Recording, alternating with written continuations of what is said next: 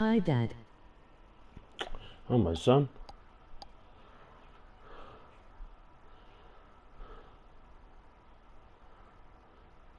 Cruce him up.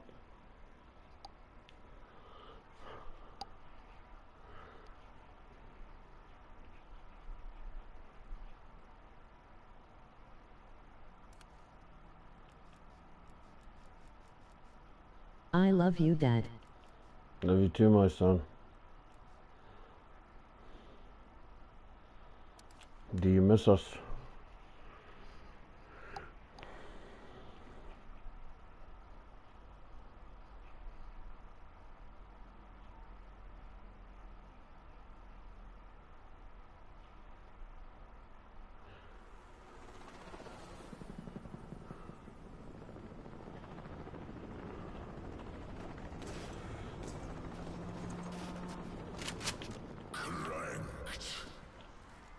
Dad, I can see you.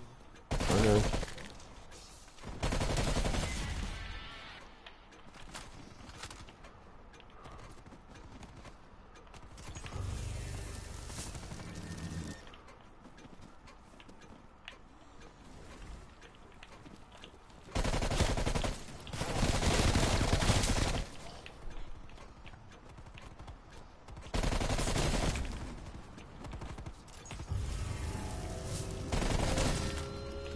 Where is Mom? She's still asleep, son.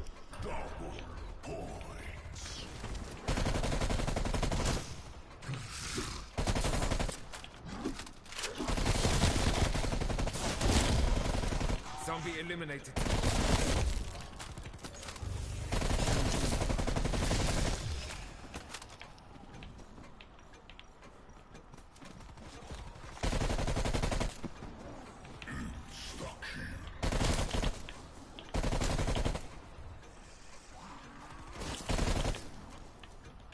Bye, Dad. I will see you later.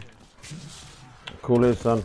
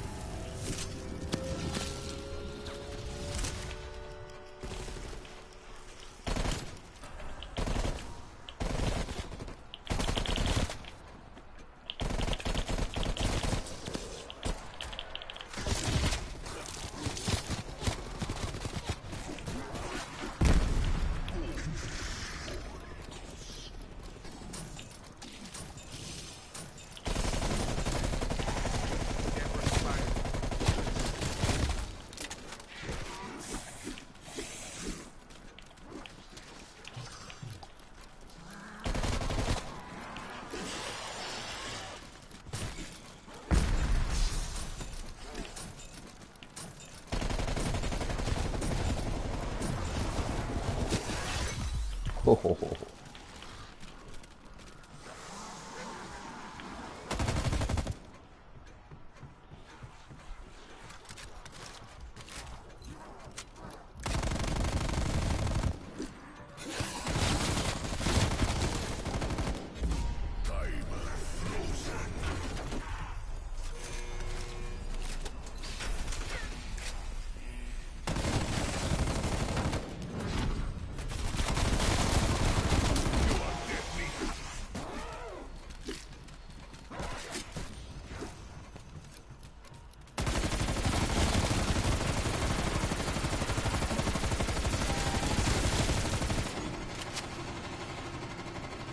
I want to carry him. Not a good fight.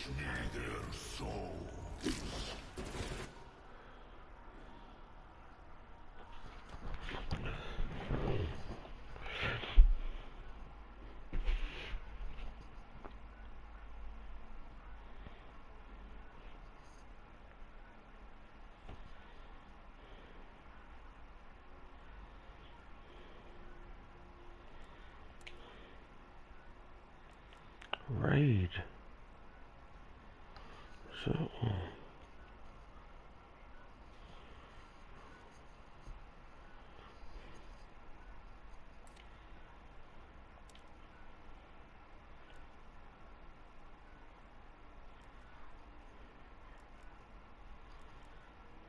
Wow. Is that all?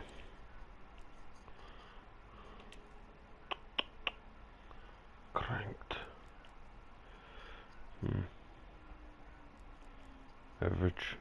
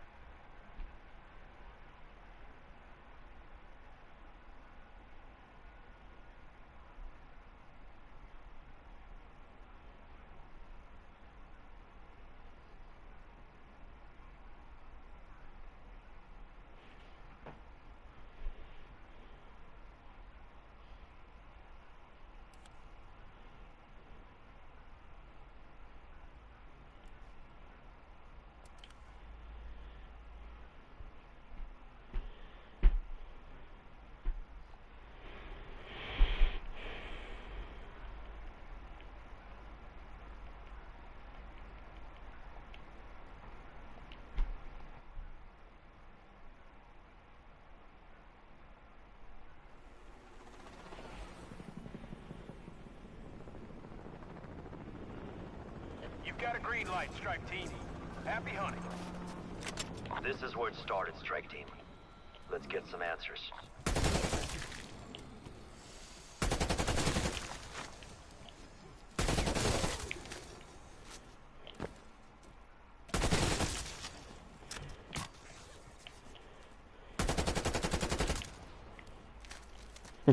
Big mess. I should not be surprised. Dimensional breaches occurring around the globe. Of course it comes back to this facility. You'd know better than most, Dr. Strauss. Team facility entrance should be just ahead.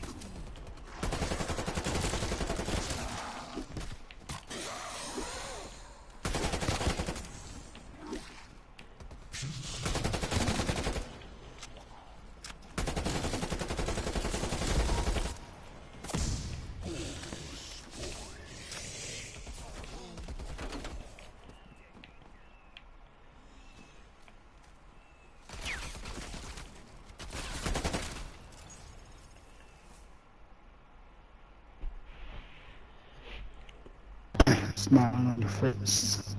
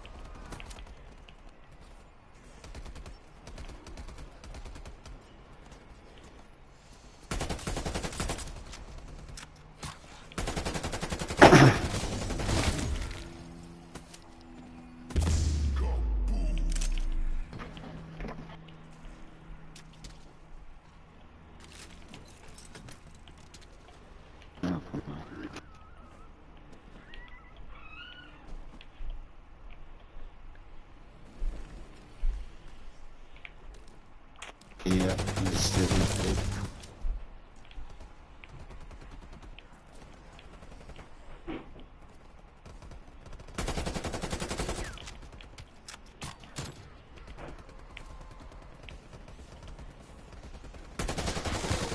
Nice, I'll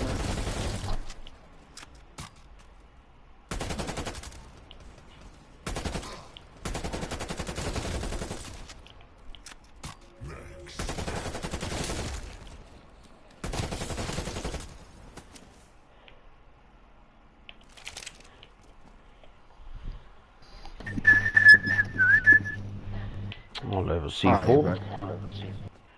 You go. Alright, then.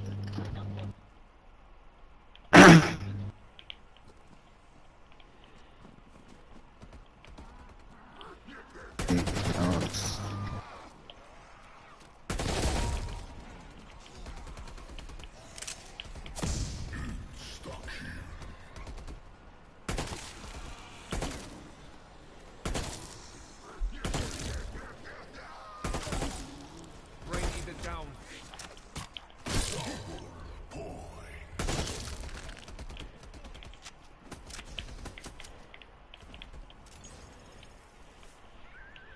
Oh, another C4. Sweet.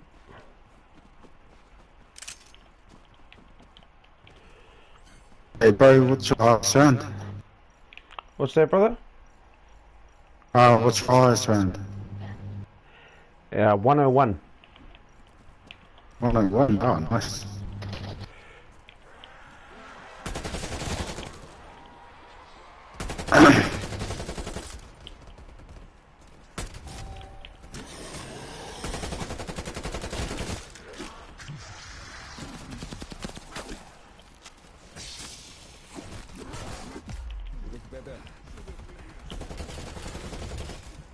Oh.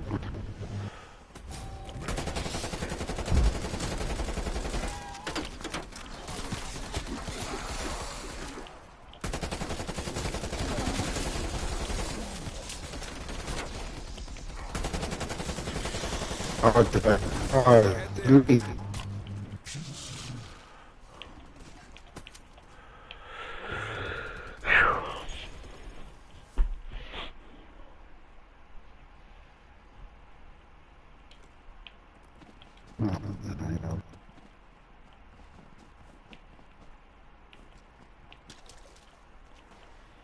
Yeah, my highest is 136.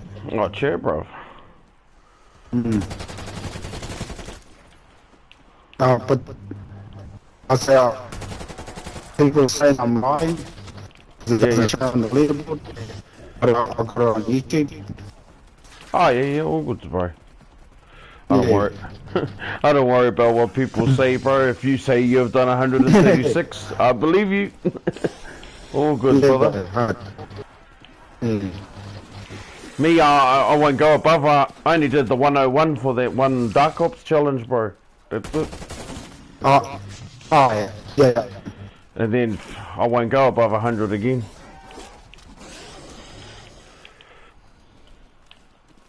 I just go as long as I can until the game ends or I die out. Yeah. Now the other Dark Ops challenge I'm trying to do is that reach round 20 without being hit. Oh, bro, I can get hit. Bro, I've been trying Oh, since day one, bro. but I've done it. yeah, mean. It's But, even harder. social distancing, eh? Yeah, bro, that's the one. It's even harder now Yeah, because yeah. the zombies throw shit at you now. Nah, it's pretty easy. Oh, bro, I've been up to round 17, 18 many times, and then get fucking body parts thrown at me, and I'm like, oh fuck Yeah. that. So it all depends on how you start. That's all it comes down to. If you have a good start, right, and you get all your wonder weapons and everyone's with you on the game, I said, all you gotta do is sit back. Oh shit. Oh, sorry, mate. I'm putting some zombies over there. Oh, good, bro. There you go.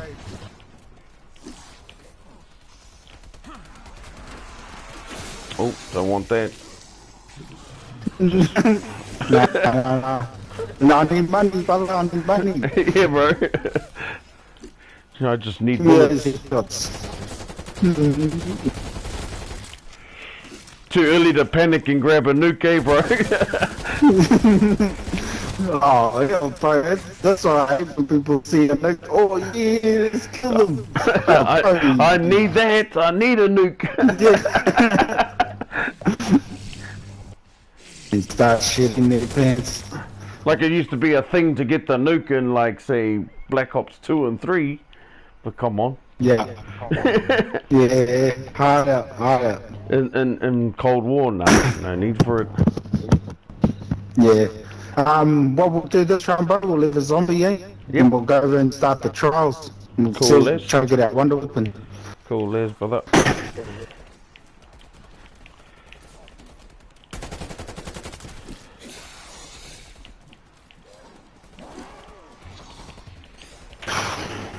Oh, shit, I'll play here.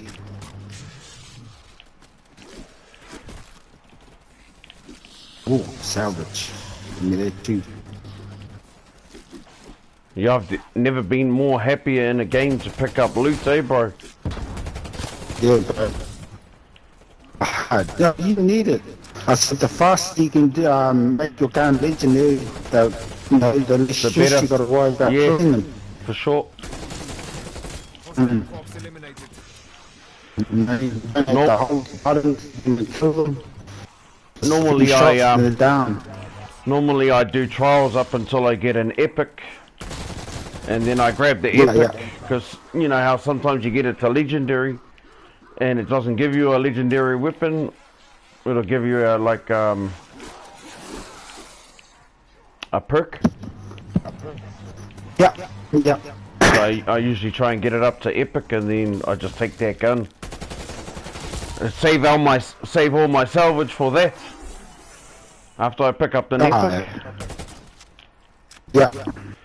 and then I just upgrade the epic gun to a legendary, and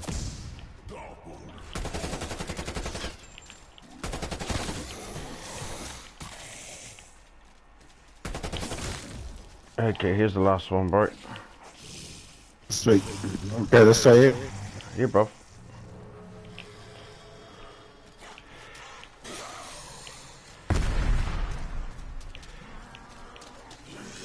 Don't kill the last one, Orange. Keep it alive, bro. Please, brother. That's why I marked it.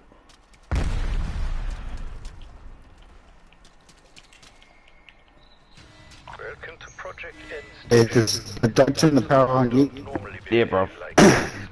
Otherwise, we get the dogs. I take no pleasure in revisiting this relationship. No, kill it. Rumors of the No, we can't do it. after my departure. Just chain them up and do one big. Gateway to hell. Looks like Omega Yeah, yeah, yeah. to pick up with the Nazis left. Train up zombies. We should get the Chuck Yeah, down yeah. chuck down a C4, and then boom. Yeah, I got two of them. So, you gonna stay at the pond or stay in, yeah? Yeah, bro. All goods.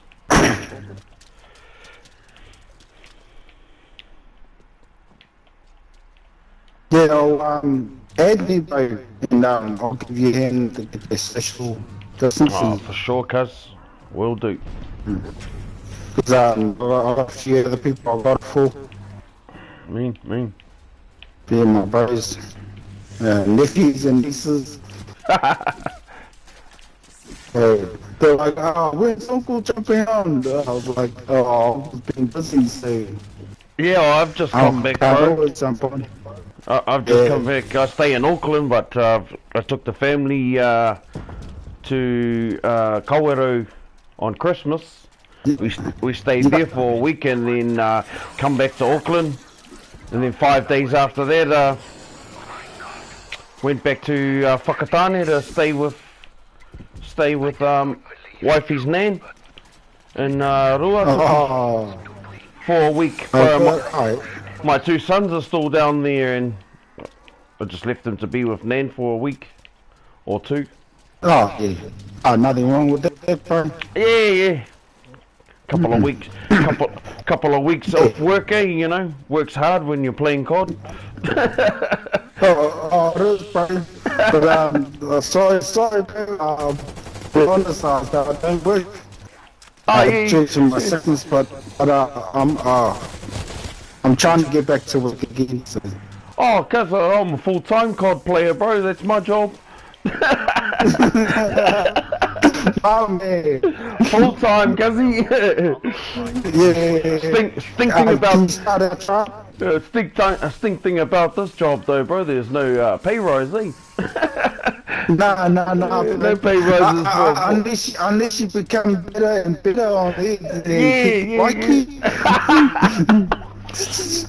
Crack up. I'll feel a YouTuber, you might have a chance. I'll bring some zombies over, bro. I'll bring some zombies over. Oh, he told me. The bro's down. Where is he? Oh, he's over here. Look like it. Yeah. I got heaps of zombies. Yeah. Oh no. Yeah. And I'm out of bullets. Well done. It's alright. Gotta try and get to the bro. Bullies. Oh, I hate this place. Oh. Oh, wait. Come on. Solid! Clutch revived him. Stay on the move, Arctic. Oh, no, I need him. Oh no, can't get something. Mid bay. Yeah. No.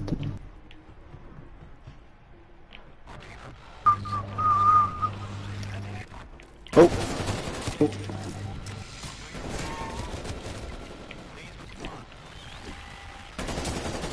Ah. I'll start on the shot. Yeah, cuz Oh, fucking. Forgot these zombies have flopped my way.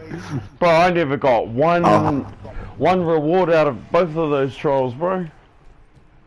Oh, hey. Yeah, well. Crazy one this night. I'm on me. I got two headshots, brother. Oh, sweet ass.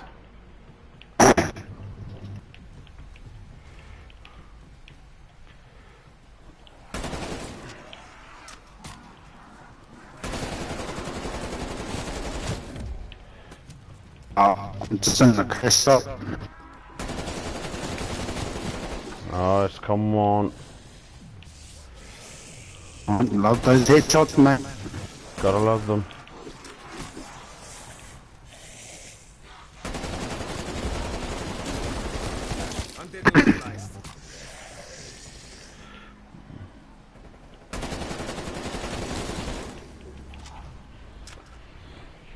Yay, got a common. Hey, the struggle's real, man. For real, cousin, for real. Yeah.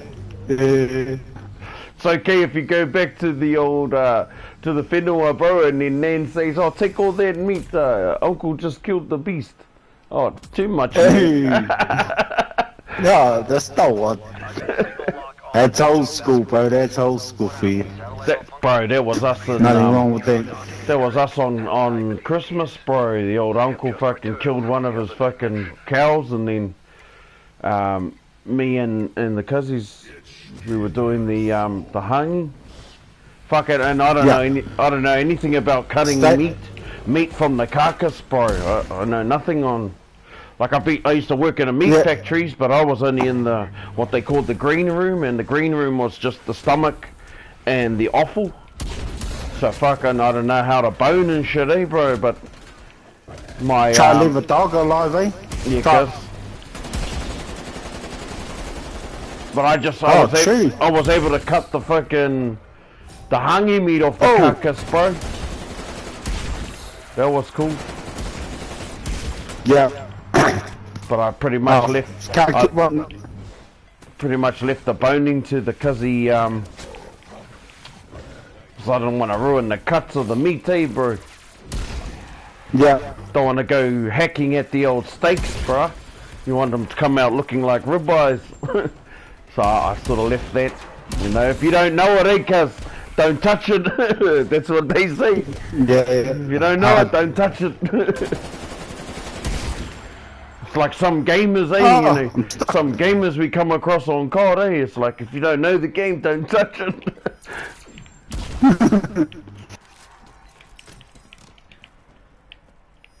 What have we got now? Oh yeah, come on. So I got a rear out of that one. One more, bro. Yeah, one more. Okay for me. Where you hailing from anyway, cuzzy? Oh, che! That's the way we came home when we were in Kowero, bro.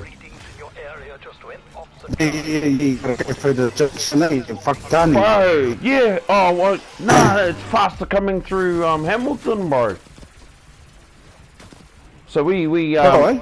yeah. Normally we would go through Awakere, bro, from Kaweru, but this time we went towards Rotorua, bro, and fuck, was way faster, cuz.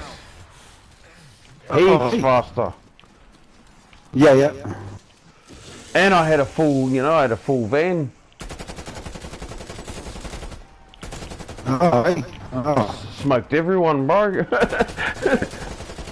In our 3 Yeah. litre. Next time with it. Yeah, bro. Do you want to get it? Guy. Hang on. Let's try and save the bro first. Oh, Yeah. no, he's Oh, compromised. but yeah, no, come get him. Yeah, I'll just get my quick revive. Should be enough to make it to him. Come on. Oh, did he leave? No. Oh, come get him. Oh, Oh, clutch that revive. Check that. nice. Hey, wouldn't have been able to do it without quick revive. Yeah, I pushed that one too because I seen you bring a gang of bitches. yeah.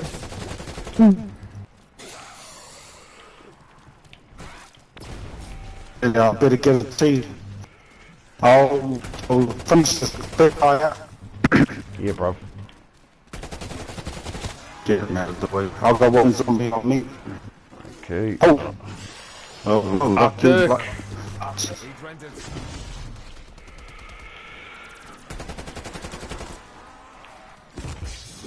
Skip through there. I'll bring a bunch over this side. Yeah. I'll try to get the big dude. Come on, big dude.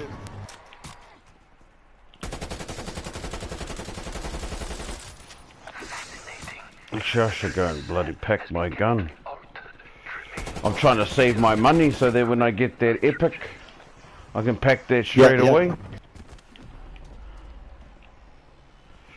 But in this case, I'll leave one zombie if you can. I'll pick up the big dude. oh good, cuzzy. Ooh. So I'll try. I've marked one, so if we save that mark one, sweet as. Yeah.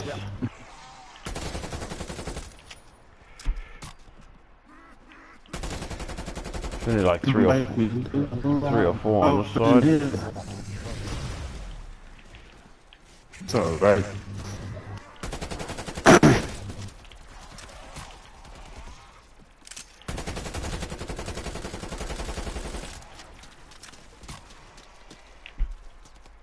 Oh, Mark Zombie.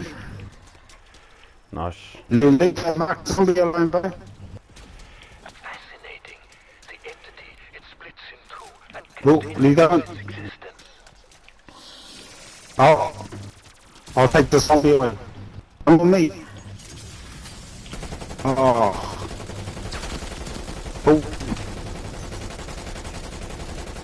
There you go. There's Yeah, the yellow you card. down. Yeah, got it. Start our next trial, bro. Yeah, sounds good, cuz. Hopefully we'll get 2-1 open so someone can get the free one.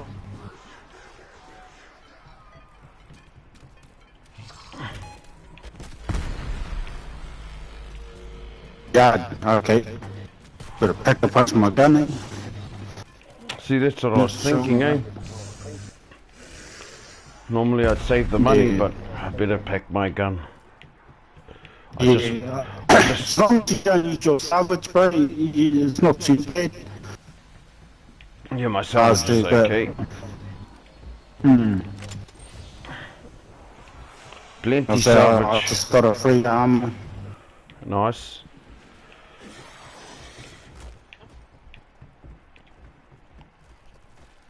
Definitely getting... Man, I only needed to go to Epic and then I'll just go straight to the old bloody reward. Oh, I'll train over here, bro. Yeah, bro.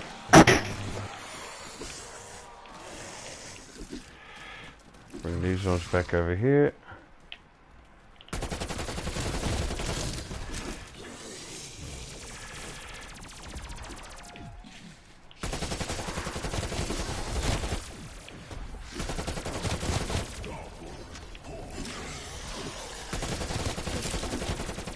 Oh, I've got legendary.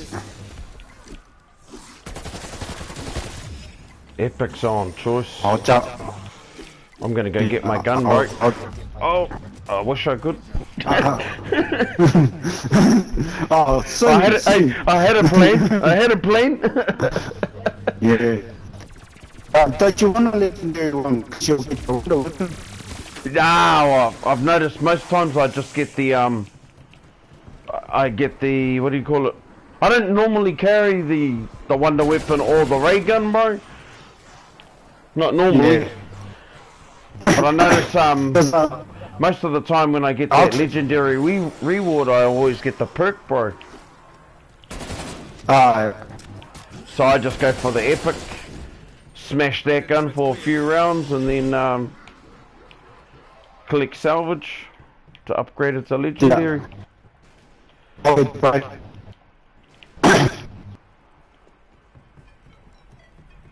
And I'll start this trial. Grab that epic. Hey.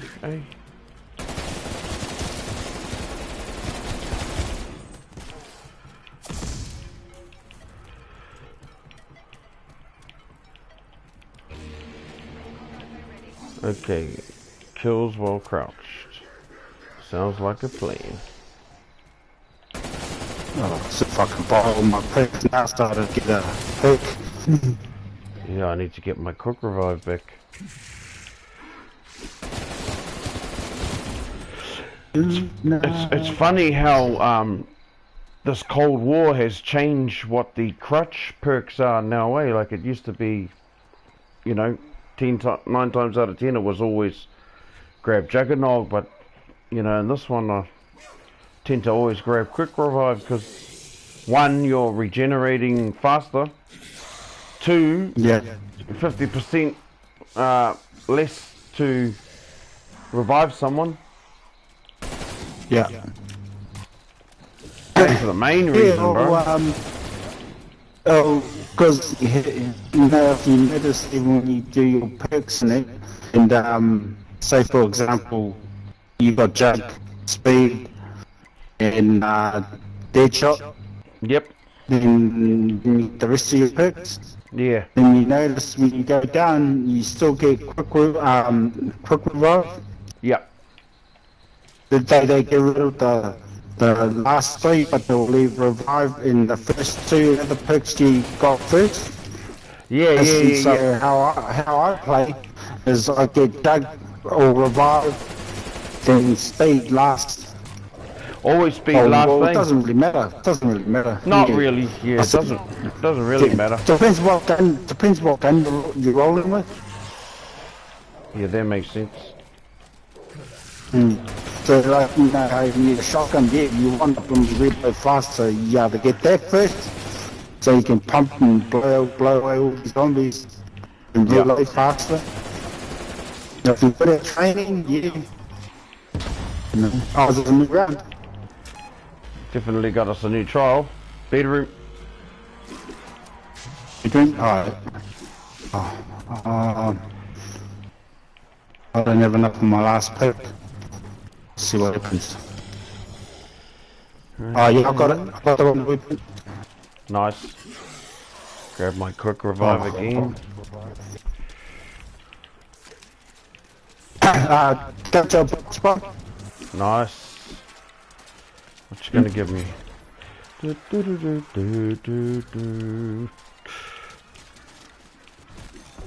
not the LMG.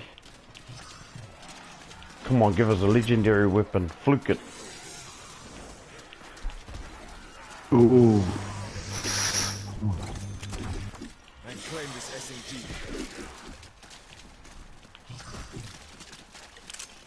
This one comes with me. So I'm sort of, because I'm trying to do my Spectral? trying to do my LMGs up. Oh yeah. Trying to do my LMGs up. Submachine guns. See the new shotgun? Yeah, bro. Yeah. Seen the new shotgun.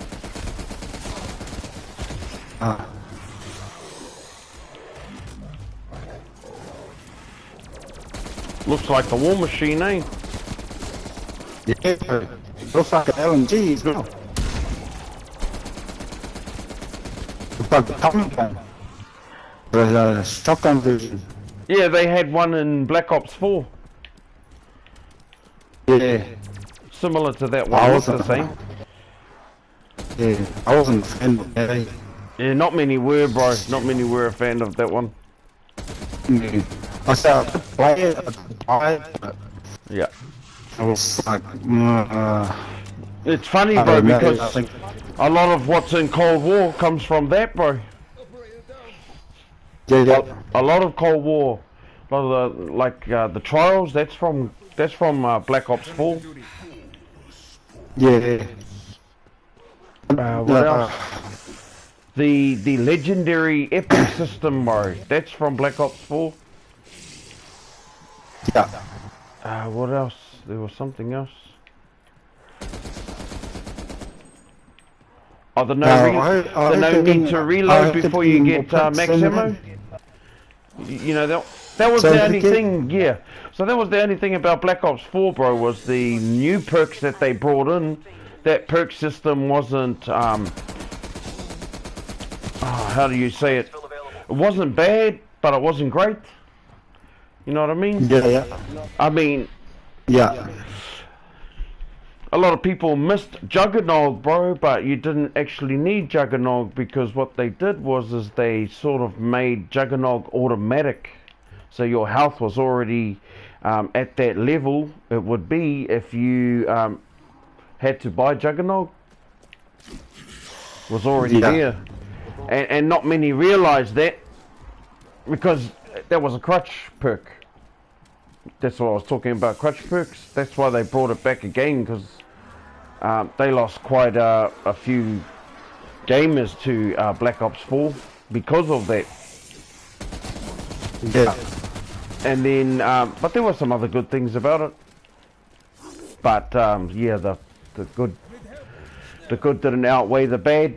There's too much bad about the game. But I just smashed out the camos on there. Made it to smashed it to 1,000 level, and then I stopped playing, bro. I went back to Black Ops 3. And that was only because most of the community wasn't, like, they were all new people. People who had only just started playing zombies. And the other reason I wanted to play Black Ops 4 was to finish off the Ether story. Yeah.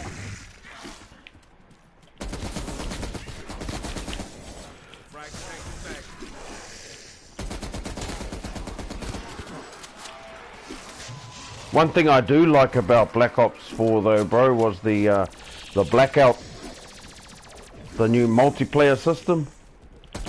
That was pretty cool. Yeah. Like that open world buzz, you know, like Warzone. Yeah. The Wonder Weapon done. Cool. Everyone wants it.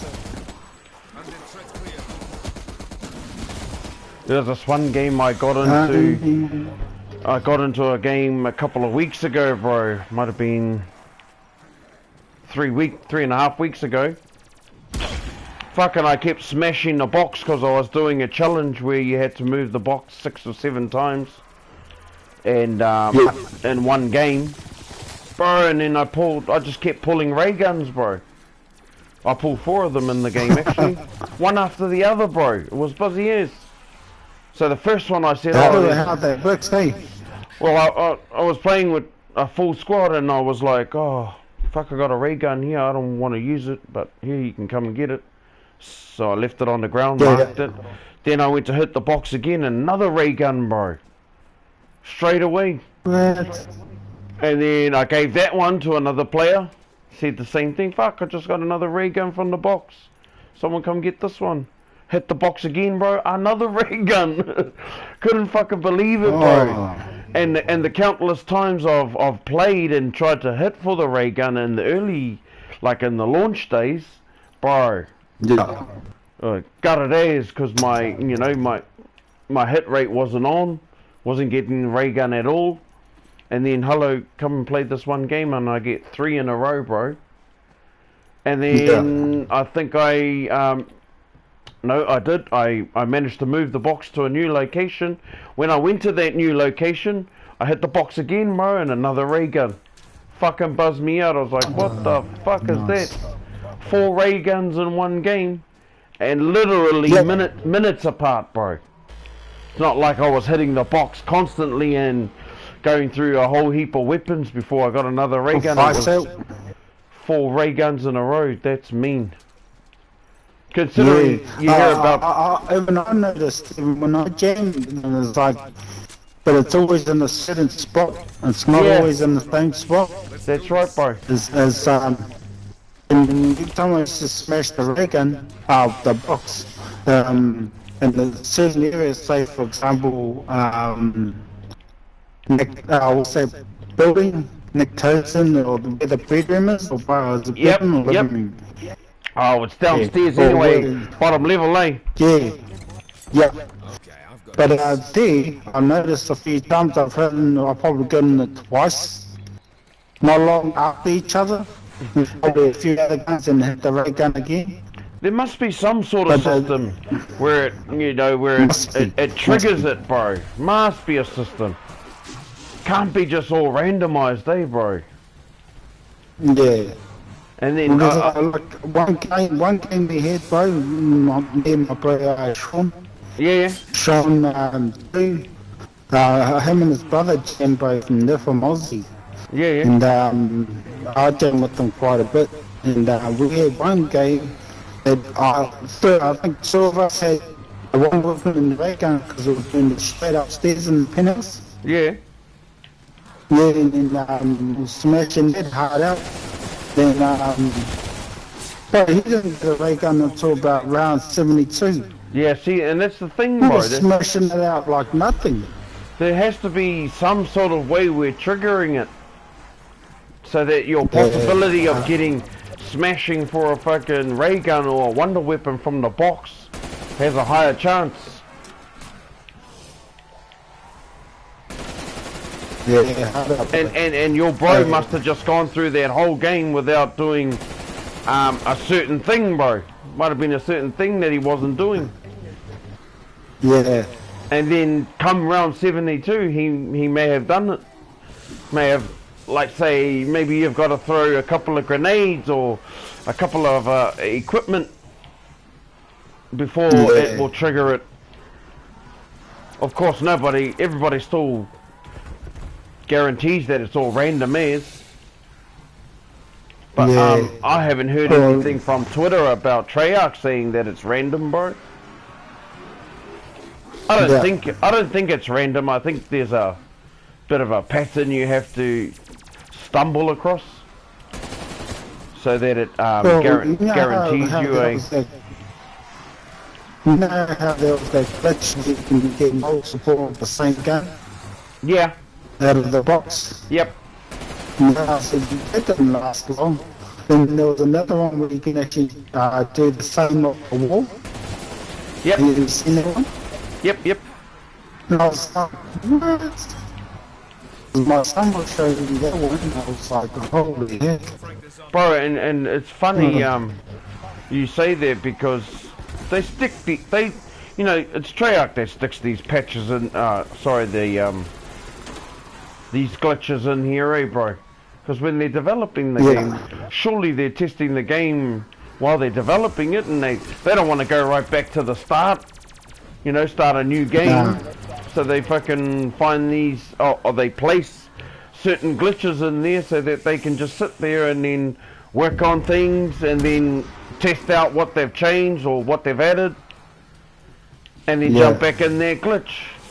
Like God mode, when God mode was around, surely they put that in there on purpose so that they could test what it was like to make it through the high rounds, bro, to see if the game was going to phase out or not. You know what I mean? Yeah. And then they go and patch them. I'm pretty sure, like these big YouTubers that do all the glitches, I'm pretty sure, bro, they're getting intel from Treyarch, and Treyarch's telling them, well, look, here's a glitch. this is how you should be able to get into it. Test it out, see how easy or difficult it is, and give us a review on it. Because I know Treyarch watches those big YouTubers that do the glitch videos and the God mode videos and pile-ups and shit like that. Well, yeah, well, not them personally, but I know they got gamers in Treyarch that actually do that. Yeah, for They sure, want to bro. actually test the game. And then they actually get the YouTubers into them and here's our dummies and we'll let them and test it out and see how many people crack it.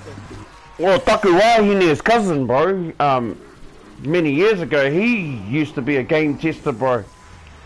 And that's exactly what he was doing. He was given games with a rundown sheet type thing and told him how to do certain glitches. And then he used to just send a review back, bro. He used to YouTube reviews back to Treyarch about the game. Yeah. And that's what he was doing, bro. He was testing for glitches. But he doesn't do it now. That was a few years back. Might be 10 or 15 years ago he was doing that. Oh shit, sorry. Got the last one. Bye, bro. No problems. Running silent. Oh, busy. It's over here. Getting fucked up by my bow.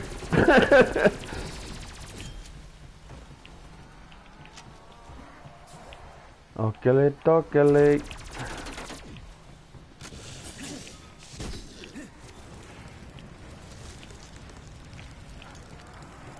The Ring of Fire.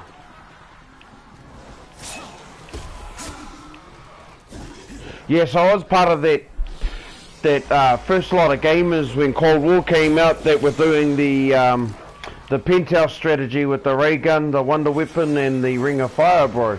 Before it was patched. Yeah. That's how I did. True. That's how I did my 101, bro.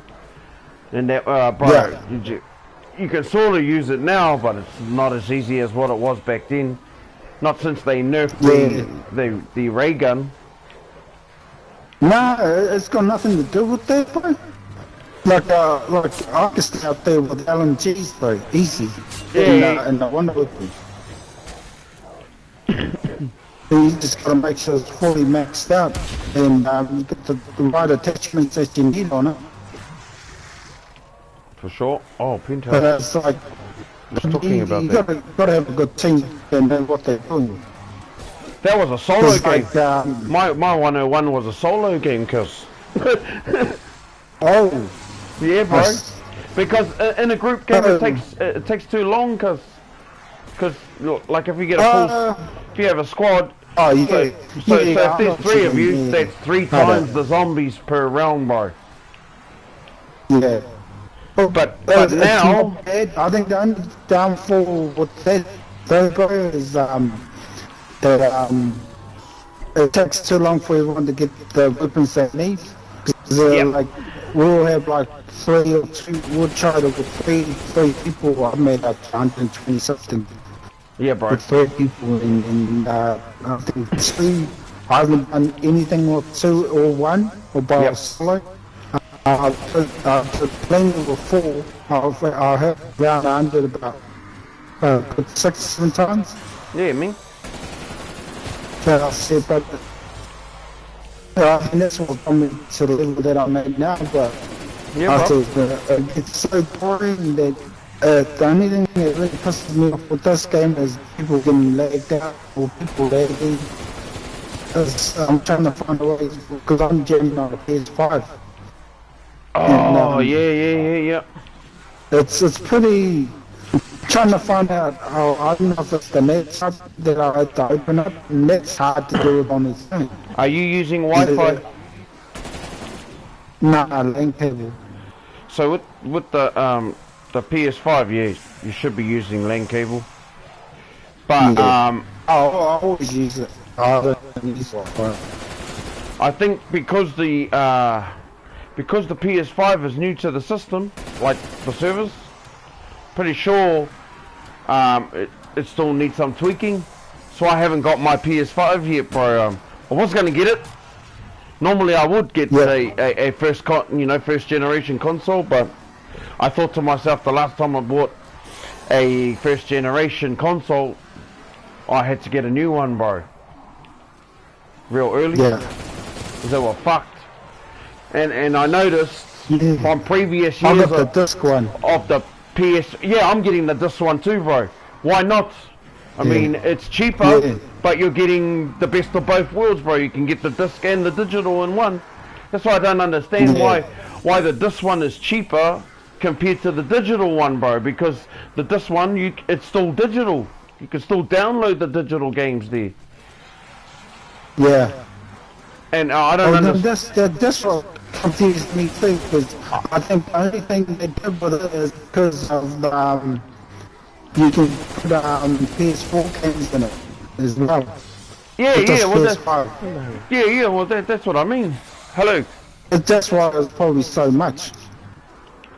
That's exactly what I mean, bro. You know, so I'm thinking, is it cheaper because having the disc running in it makes the machine run a lot harder? Maybe. Yeah. Is that the reason that one's cheap compared to the digital one, which is not running anything else but digital games? Yeah. Well, you sort of think about it as well. It's like when you buy your games, there's accounts that can hack your account. Yeah, bro. Yeah. So all your games you bought and all your challenges and everything is gone. Gone. I've had this account since Black Ops. Mean? Yeah, I've had mine. This is my one and only account, bro. I've never ever had another account. I've had this ever since you could make an account. So that's not exactly Black Ops 1. It was before that. Yeah. But point being is I've never had another account, so I've been lucky enough not to be hacked. And I think a lot of people who do get hacked sort of get themselves in a situation where they're playing against a hacker and maybe raging too much. I don't know. Bit of arrogance chops in there, and then that hacker decides, okay, I'm gonna fuck with this gamer, and I'll take all his shit. Because one of my bros in Aussie, he's a Māori from NZ, but he's a citizen of Aussie now. But his one got hacked, bro.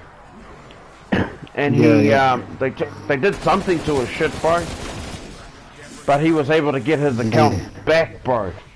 So he's just changed everything. He's done the two authentication verification. Two-factor. So with hackers, I think Treyarch is managing to, whack it on the head when it comes to hackers. I gather that's why they're so adamant to keep fucking running these patches, bro. So that everybody's on a level playing field, which I'm down for, bro. Got to be down for the level playing field. No one wants to get into a game with a hacker where you're playing with skill and he's playing with mods, bro. Like, don't get me wrong. I've used the glitches, but only in a solo game, bro. I wouldn't use it in a public game or a game with the squad that I play with. Wouldn't use it with them because we're all trying to, play the game based on our own skills. Yeah, well, principles, because like these gamers out there, they want to do it legit. Yeah, for sure, bro. I've been trying to do that. So like I'm with you, I've done glitches, but not to benefit It's good for common knowledge, bro. Just to say, okay, that's how you do it. I know it's sweet. I can move on from there, and then let's just play the game. Like that 101, that 101 I did, that's without a glitch, bro. Like, that's just using the strategy. But I wasn't really looking for glitches at that time, because every Black Ops I've played, I've always tried to do the 100 round, during launching. So within the, within the first 3 days, me and my squad, we smashed out the Easter egg. Little did they know, Yeah. though, that while they were learning the Easter egg, because I told the squad, I said, oh, look, I'm not trying to learn the Easter egg. All I want to do is my camos, my weapons, and anything else I need to do in order to make my game good. And they were spewing, bro, because when it came to doing the upgrading your skill upgrades, your field upgrades, when it came to doing that, Yeah. they were like, oh, I've just opened up this and I've opened up that. What have you opened? And I go, well, all of that's opened. And they were like, oh, well, how did you smash that out before us? And I go, well, while yous have been learning the Easter egg, I've been farming for crystals. I've been, working on my XP and leveling up my weapons. And they were spewing. Not in a bad way, but they were like, hey. And I go, well, I told you. I said, I'm not trying to learn the Easter egg. I said, I'm trying to do my camos. And they realized that, bro, and then they started doing all of that stuff a bit late, bro. Yeah. which was funny. And now, two of the ones in our squad, bro, they're smashing their levels now. Because once I got my Dark Ether camo, bro, I've slowed down. So 13 days into the game, I got my camos done, bro. For my LMGs, my AR, my SMGs, shotgun, pistol. There was another one. Whatever. Definitely those 5. But if you went into weapon mastery, there was to get the Dark Ether camo. It had you had to get like 9 of 9 weapon classes. So I smashed that 9 of 9 out, bro. Once I got that Dark Ether camo calling card, I slowed down on playing. Actually, I started. Yeah. I went away. I went to Kowero. Told the bros, I go, oh, now I can relax. I've got that Ether camo, bro. So fuck, I can slow down and just play when I want to play now. But the bros have been, they've just been smashing their levels out, which is cool. Yeah. Because we sort of just get together. Right? Well, we sort of just get together when the new things come along, like that cranked. I just finished trying out that cranked, bro. It's nothing big. Yeah. Nothing great about it. Nah. It's nothing new, bro. It still feels like playing this. I mean, the only difference is you've got increment times of how long you can last or how long you can stay up until your next kill. That's the only thing that cranked. Yeah. To me, that's the only change I've noticed for cranked is that in order to progress, you have to kill. Same thing, eh, bro, In order for us to progress in this, we have to keep killing. They've just made it a little more difficult to survive. Yeah. But I'm in a hurry to see the new map. I want a new map, bro. Surely they realized that when that guy did the Easter egg in 3 days, surely they realized that's too fast. It's too fast for an Easter egg, bro. I don't know how long it took previous Easter eggs, but to me that's fast, bro. And when I say 3 days, that's just actual gameplay, eh, bro? He's done it in. Yeah.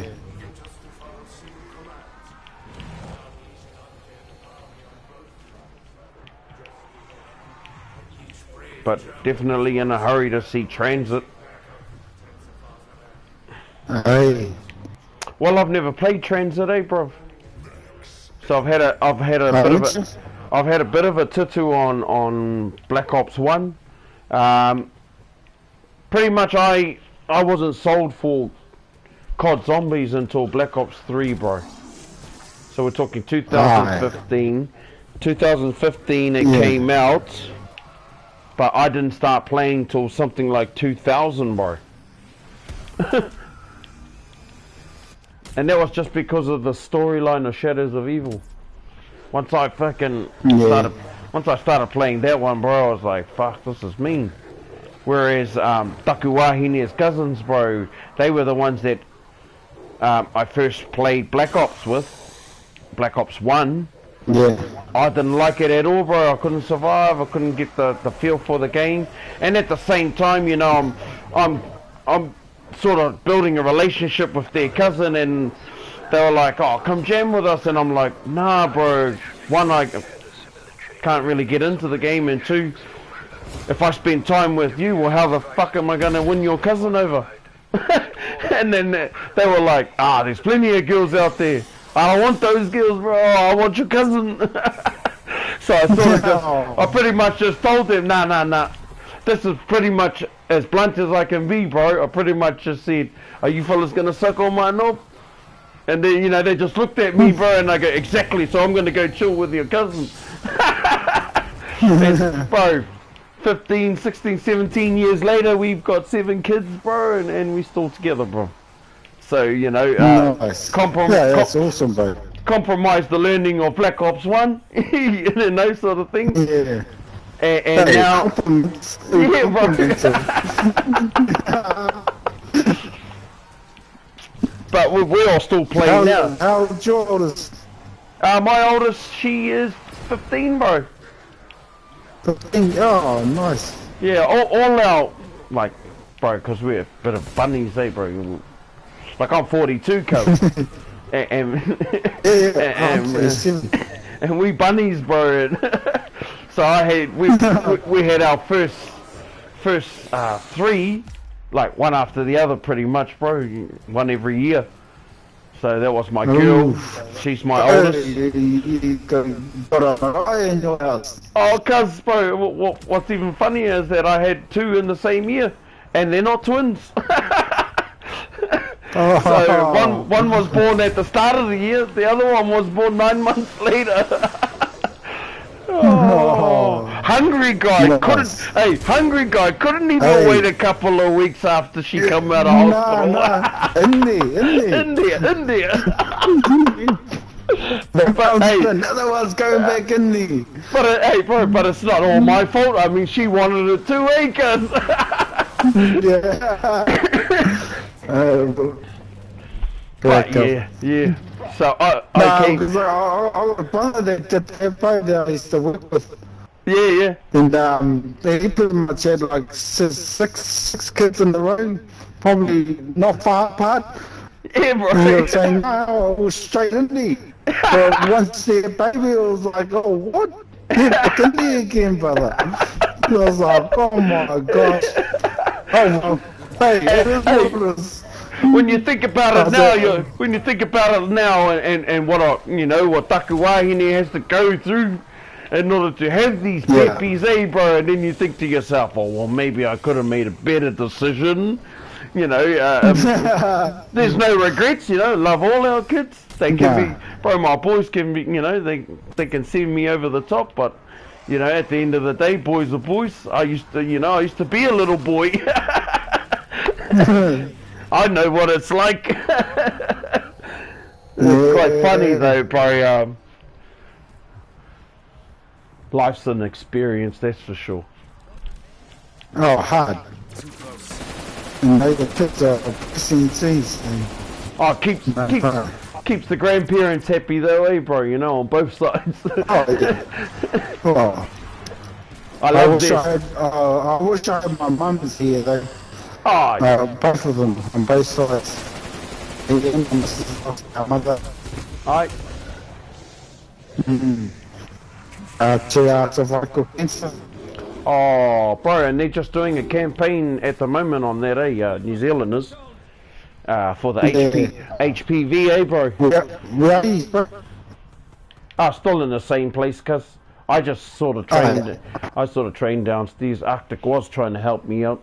He helped me out a couple of times. But yeah, and you know, they're running a campaign for HPV, bro, and cervical cancer. So I was like telling wifey and daughter, like my daughter hasn't been for her first one yet, but my wife, you know, I always try and encourage her to get out there and go and do that. Go and do this. Yeah, bro, go and do the smear test. I mean, if it's free, you know, and it's going to help you health-wise, I mean, we want her around longer, you know. And if Oh, there's hard out. if there's a chance that that smear test can save a person, why not? Yeah. I mean, That's straight truth, bro. Because like, Yeah, I for got sure, diagnosed with cancer as well, and that was last year. how you going with that? It was, You in remission? No, not cheap, not cheap. I'm dealing with a lot of pain at the moment. Very well. I've been through 3 lots of chemo.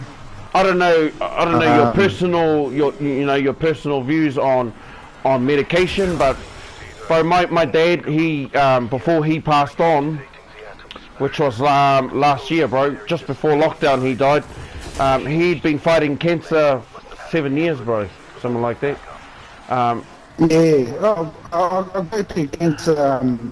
What do you call it? There's been counselling things. Yeah. Meetings with other people that have the same thing that I've got. Yep. And that's cool, bro. No, most of them have been.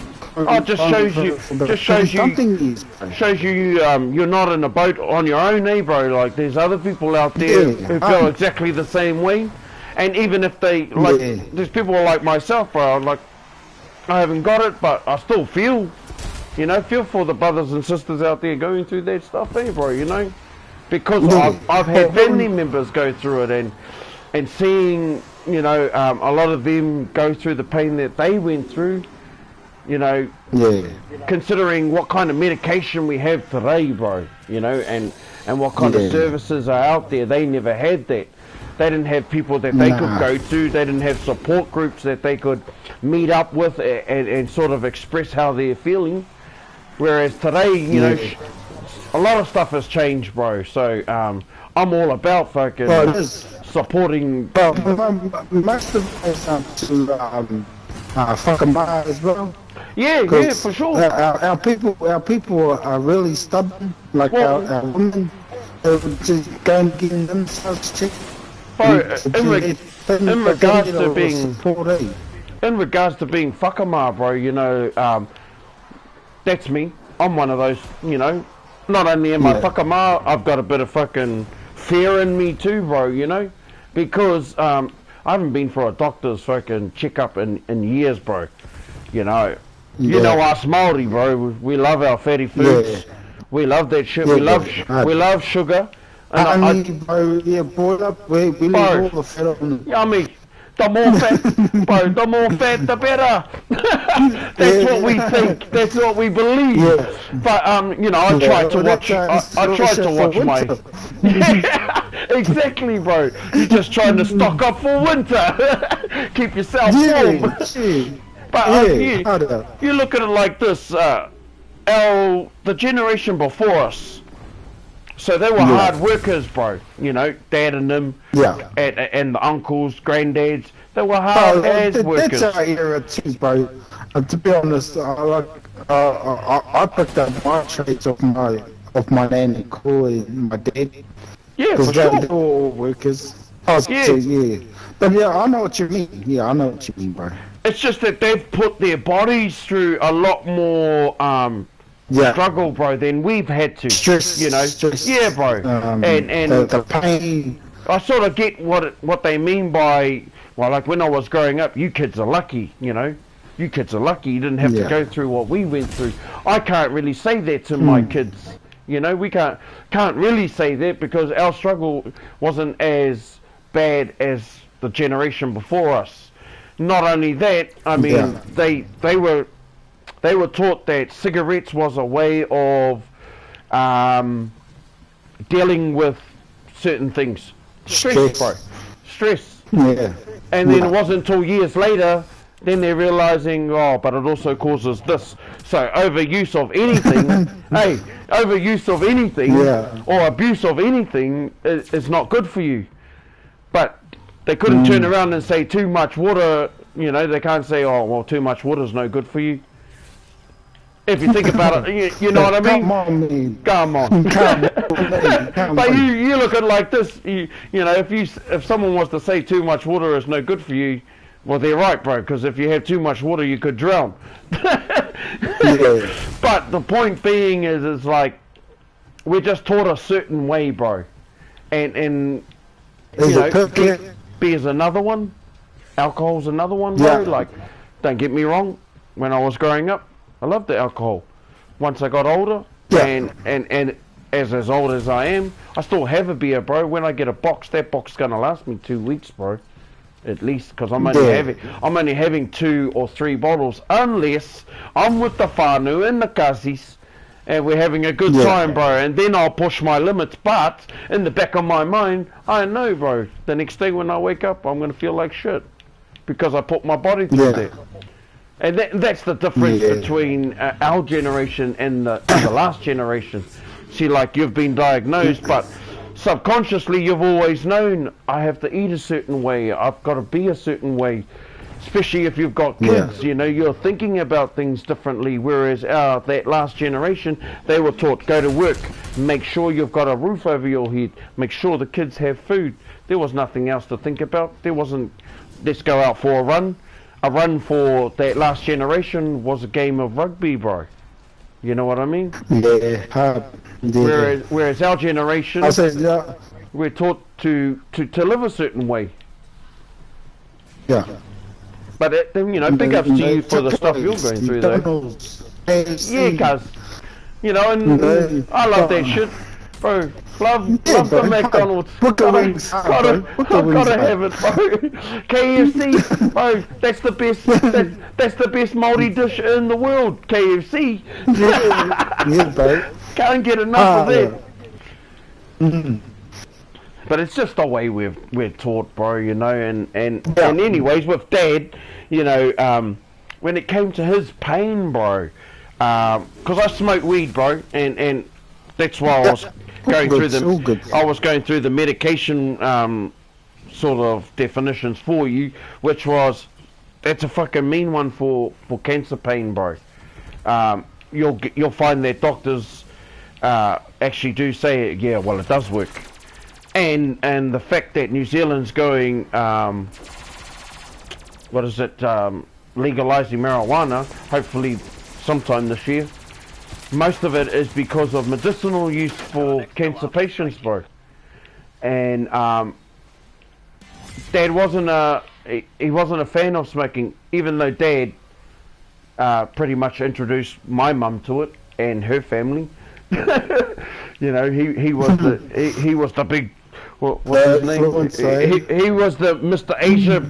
Like, I used to hear stories about how my old man used to deal in Buddha sticks, bro, and they were just fucking branches where the whole thing was bud, bro, and that's what he used to deal with.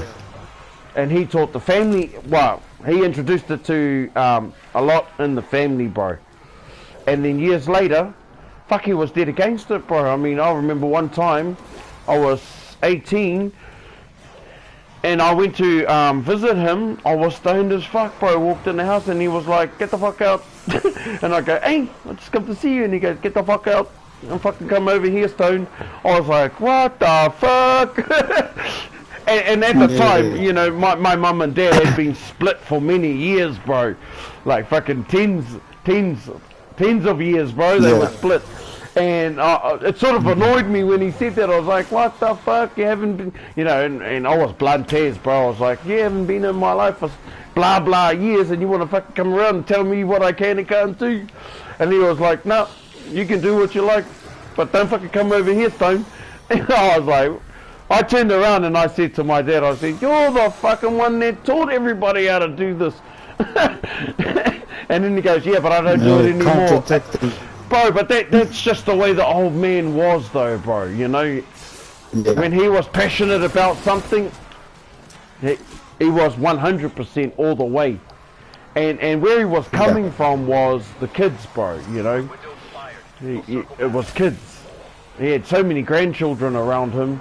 Not from me, but, you know, from cousins, older cousins. And they, you know, their kids would look at my old man as their grandfather, and that was cool, you know. I understand where the old man was coming from, but in his, like, last years, bro, he would smoke marijuana medicinally only, bro. So when he used to feel pain, bro, he used to have the weed, and it used to work, bro. It used to help him out. He would no longer feel as much pain. The pain was always there, but just just not as bad, bro. Trying to get out, bro. Yeah, I got him. It's just got a whole bunch of zombies down here, so I'll try and hold them up on this side.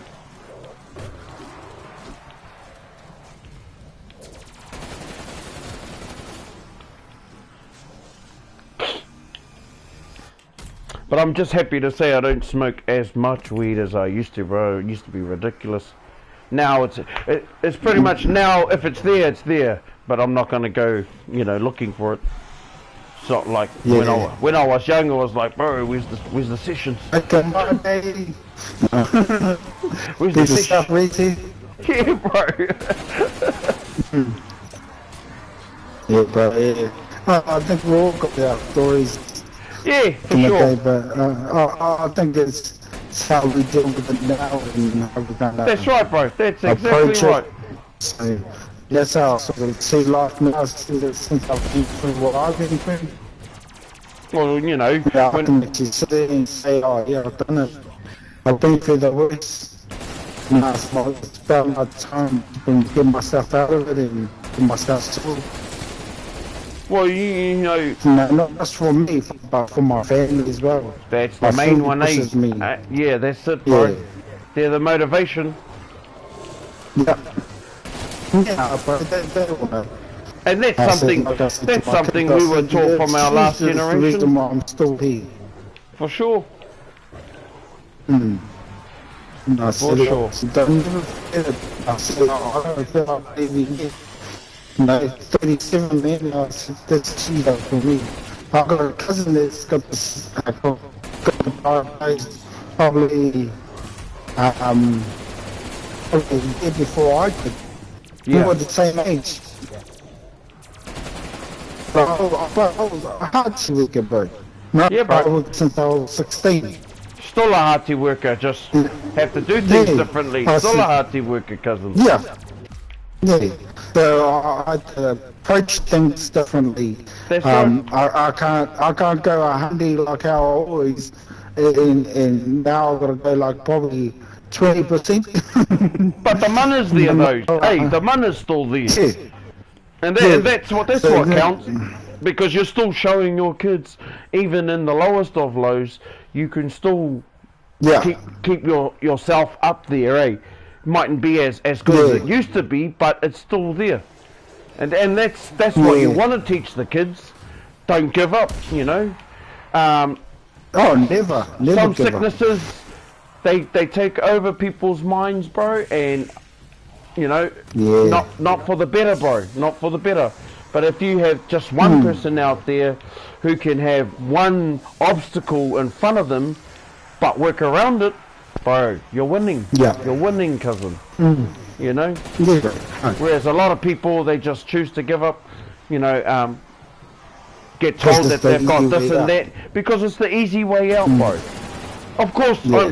we're not saying that the road's not going to be hard. The road to recovery won't be, will not be easy. Of course it's going to be hard. Yeah. But then if everything was Yep. easy, what are we learning, eh, cuz? What are we teaching our Nothing. ranatahi? We're teaching them nothing. Yeah. But if we can show that Yeah. just one ranatahi or one whānau member that one step at a time works, then we're winning, bro. Yeah. So big Yeah. ups to no. you with Bro, a lot everything of that you people teach your freak out whānau. because of me, bro. Yeah, it's like I started that on the course doing warehousing and Yeah, bro, logistics. Me. And then bro, I struggle to get up in the morning. Like I told my tutor, I said that's for 3 months. Yep. I said, let me see how I do in the first month. But I said, I just need to go see I need to doctor up in Auckland for a second opinion to Yep. help me get all my pain. Because I want medicinal. Yep. Because I want medicinal. 'Cause I want to see how I do in the first month. But I said I just need to go see I need to doctor up in Auckland for a second opinion to help me get all my pain. 'Cause I want medicinal. Yep. 'Cause I want medicinal. I said, I think because any of the painkiller that I've been having, I've had steroids, I've had them and all kinds of them things to help me heal my pain. And Yep. it doesn't last long, but I don't want to get addicted to it. I Yeah, said, bro. I don't know if it was medicinal weed. Yep. This is from the earth. Yeah, no, you're not wrong, Gus. You're not wrong. So you're moving. You're doing the right things though, cause you know your thinking is the major one. You know that Yeah. there's always light at the end of the tunnel, bro. It's dark at first. Oh, bro, massive light, bro. There's always Massive light at the end of the tunnel, and that's good motivation too. Something to work towards, eh, bro? And of course, that's what our tamariki are real good for, because all you're thinking is, I want as much time with my tamariki as much as I can, and also to show them that Dad can do it. You know, we're strong enough to do these things. We don't have to, like for instance, this is just off the subject of cancer, but still a medical condition. My brother-in-law, bro, many years ago, was involved in an accident with my cousins. One life was lost in that accident, and 3 were in intensive care. Yeah, aroha mai goes towards the whānau. Yeah, for sure, my cousin. Yeah. And it's much appreciated. And so 3 of them survived, but they were in intensive care. One of which was my brother-in-law, and bro, he was in intensive care out. Pretty much the doctors told us he was the vegetable, not coming out of a coma, bro. Was stuck like that. Got to the point where they started saying to my mother-in-law, look, you need to think about whether you want to take him off life support or not, because there is no guarantee. In actual fact, the percentage of him coming out of it is lower than the lowest. And my mother-in-law was ready to, you know, make the hard decisions, but we had a talk as a whānau. We had a talk, you know, me and my wahine and her siblings and my parentals. I call them parentals. And bro, a lot of support came from my friends who all knew my brother-in-law, and bro, they were up at the hospital as much as they could. These are my friends, you know. They didn't even really know the family, bro, but they knew me. They knew my brother-in-law, and we would always talk, and you know, because the doctors would say they can hear, you know, they're in a coma, but they're aware of what's going on.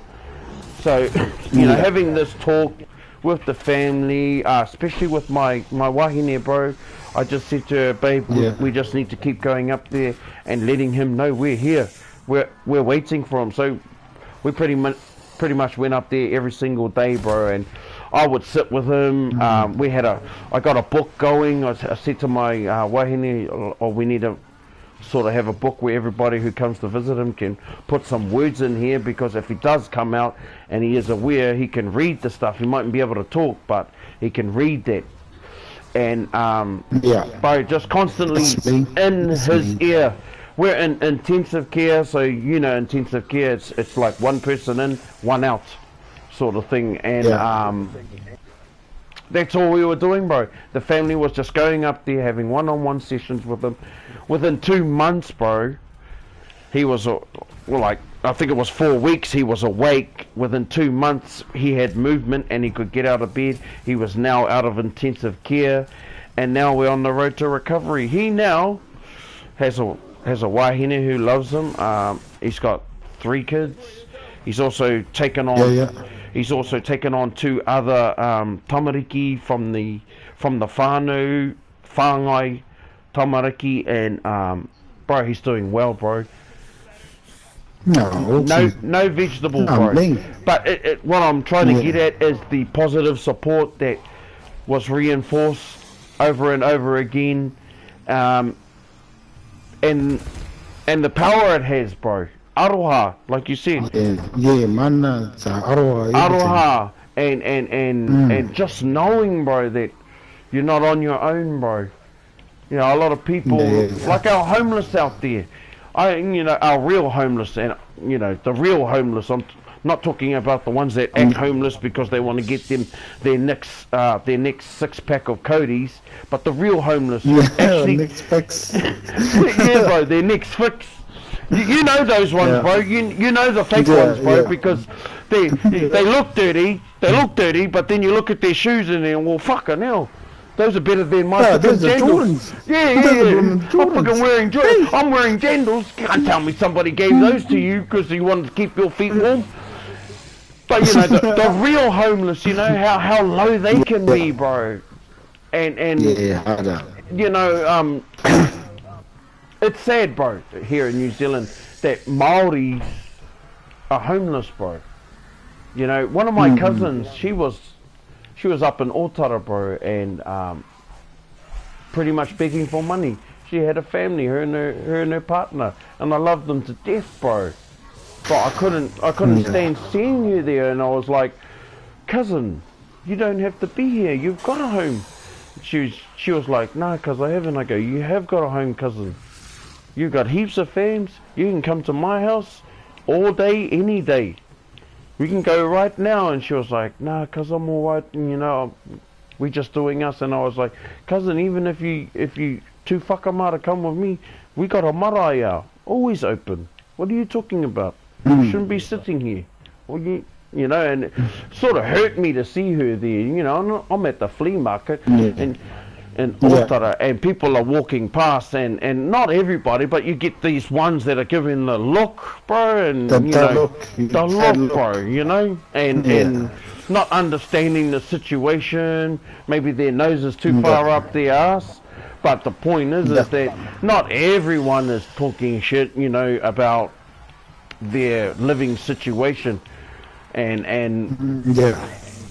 I think my cousin and her partner just got so low that they felt that was their only way to deal with it. But it got her off the street though, bro. It did get her off the street. She did end up going home. First she went to the marae. Her and her partner stayed there for a while, and then it was long enough for her to come right, bro. Just to get her thinking back, and it was about support, bro, and aroha, you know. State of mind, getting your state of mind back. That's right, cuz. When you're in your deepest, when you think no one will help you, that's how bad it'll get. And there's probably she was at that time. You know, and a lot of our... like you said, it could have been the kōrero that she had with it. Yeah. And they could have just answered back and saying, I do have family. Yep. Soon as they get that feeling back, that's right, bro. That's right. All it takes is to make them realise that they're, you know, you're not alone. You're definitely not alone. You know, these... it's like I got a cousin that's dealing with a lot of problems. He had a beautiful wife, ended up being separated, and the kids start playing up.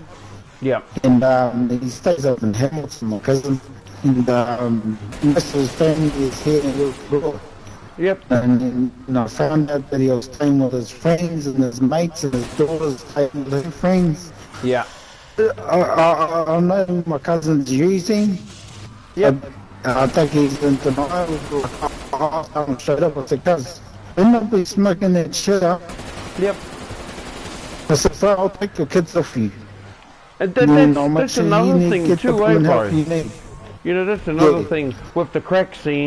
And your kids shouldn't have to suffer for your needs. For sure. For your kids. I said, nah, bro. That don't work at my house. It should be able. You should be able to govern that the importance or the priority of either, bro. But children, they should be way at the top of the list. Like beyond, they shouldn't even have to be on a list of priorities. They should be just automatically number one, bro. You know, number one priority. I remember when I had no kids, bro, I didn't give a fuck. But once I had that first one, boom, That's when I started changing, bro. Yeah. You know, I saw my wife, my wahine, you know, giving birth to our baby girl, bro, and I was crying, bro. Honestly crying. As a, you know, as tough as I think I am, and as big as I am, you know, I think I'm tough as, but you know, I cried, bro, and not only was I crying because of happiness, but I was crying for my wahine, bro, because the most pain that I've had in that kind of area was taking a shit, bro. If you understand my meaning, to see my wife go through that and pushing out our daughter, man, my hand was fucked, bro. I went to hold her hand as a way of supporting my wahine as she dug her fingers in so deep, bro, it went numb. But I could feel, I could see the pain she was going through, you know, and yes, I put her through that because if I hadn't got her pregnant, she wouldn't have gone through that. But it made me look at women totally different, bro. You know? Oh, hi. Totally different, because I can't do what they can do. I can't carry that for 9 months. Couldn't carry it. I can't do it. It's physically not possible. Physically not possible, bro. Even though there's a male out in some fucking country that did it. Physically not possible for a male to carry and give birth, bro. So seeing what they go through, I mean, I'm not saying I got a little one, but you know, when a baby comes out of there, that's massive, bro. That's massive. That's massive. Straight up. It definitely made some room in there, cousin. So it's gotta be painful, you know. And it is, So a lot of respect for our wahine. Yeah, bro, for our wahine. But you know, that's when I started changing the way I thought, bro. You know, before it was go to work, let's get pissed on a weekend.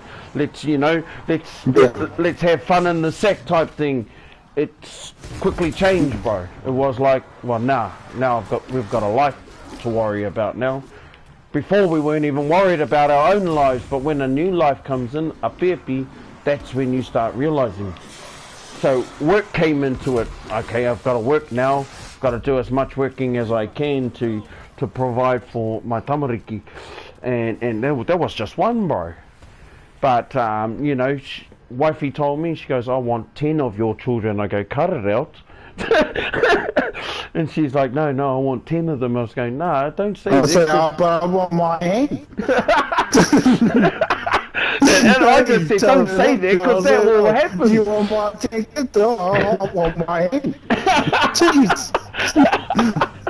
And bro, we've had 7. We've gotten to 7, bro. She don't want any more, bro. And it's not that she does. It's not that. It's just we've got 7, and they're all under 15, bro. My youngest is 7, so she's and she's clever as, bro. So I've only got 2 girls. The rest are boys, and yeah, you know, they have their ups and downs, but I wouldn't have it any other way. Like, who doesn't, mate? Who doesn't? My son, Kids. we left him in Ruatoki, bro, with his nan. With his brother. One day's gone by. We call them every day. I video chat them on Facebook Messenger, or I play. You know, I'm jamming on the PS, on the PlayStation, and calling them through that. And yesterday, it's only been 1 day, bro, and I know he's homesick, bro. Not homesick, family sick, missing us, bro. My other boy, he's okay, bro. He's like really independent, because he's a lot older than my other boy Malachi. But just looking at him, he was lying on the couch. He said he had a headache. He probably did have a headache, but he started crying, bro. Closed his eyes and started crying. And I was saying to wifey, I was like, this fella's missing us. He's wishing he hadn't stayed behind now. Guarantee it. And she was like, nah, he's alright. He's just got a headache. Sure enough, bro, he admitted that he misses us. He's okay. Actually, all of my kids are okay if we're not around, but not for a long time, bro. Not for a long time. They're down for the good time, but not a long time. and I know that's what's happened, bro. He's just used to us always being around each other, and he's missing that. And it's only been one day, bro. And he's got to stay. Well, he doesn't have to, but he wanted to stay down there with me for 2 weeks. So did my other boy. My other boy's sweet, bro. He'll just shoot down to the river, go for a swim when it's too hot, you know. Do his own thing, bro. Get out there and go make him a little campfire next to the river so he can cook him some sausages on the rock. He's a crack up, bro. He's a crack up. But yeah, my other boy, bro. You know, and I miss him. He's our pudgy boy, bro. He's quite big. But that's just the way his Māori name, which he got from my wife's nan. His Māori name belongs to big people. They're big Māoris from Ruatuki. And that's what I said to Nan. I go, looks like he's taken on Uncle's name, eh? And then she laughed, eh? She knew what I was talking about because he was a big man. And my son's going that way, and I don't mind my son being big, you know. I don't mind at all, but I try and tell him, but you know, exercise a bit, son. You know, don't eat as much. Break down the portions that you're eating, because it's not good for you to keep eating that way. Yeah. And then he goes, "Why, Dad? Because people will call me fat." And well, embrace your fatness. That's all good. There's nothing wrong with being fat, because you can still be healthy. You can still be healthy even though you're big. And then, but I always try and tell them, son, if someone's calling you fat, it's because they're not happy with themselves, son. So they take it out on other people. It doesn't mean that you're fat. And then I would say, well, look at Dad. You know, Dad's got a bit of a pot belly on him, but you know, I'm healthy, son. It's all good. Don't let it get to your head. And I think what I'm getting at is support, you know, once again, support, bro. Support for our tamariki and what they're going through, support for our wahine, and support for those of us out there that have a medical condition, bro.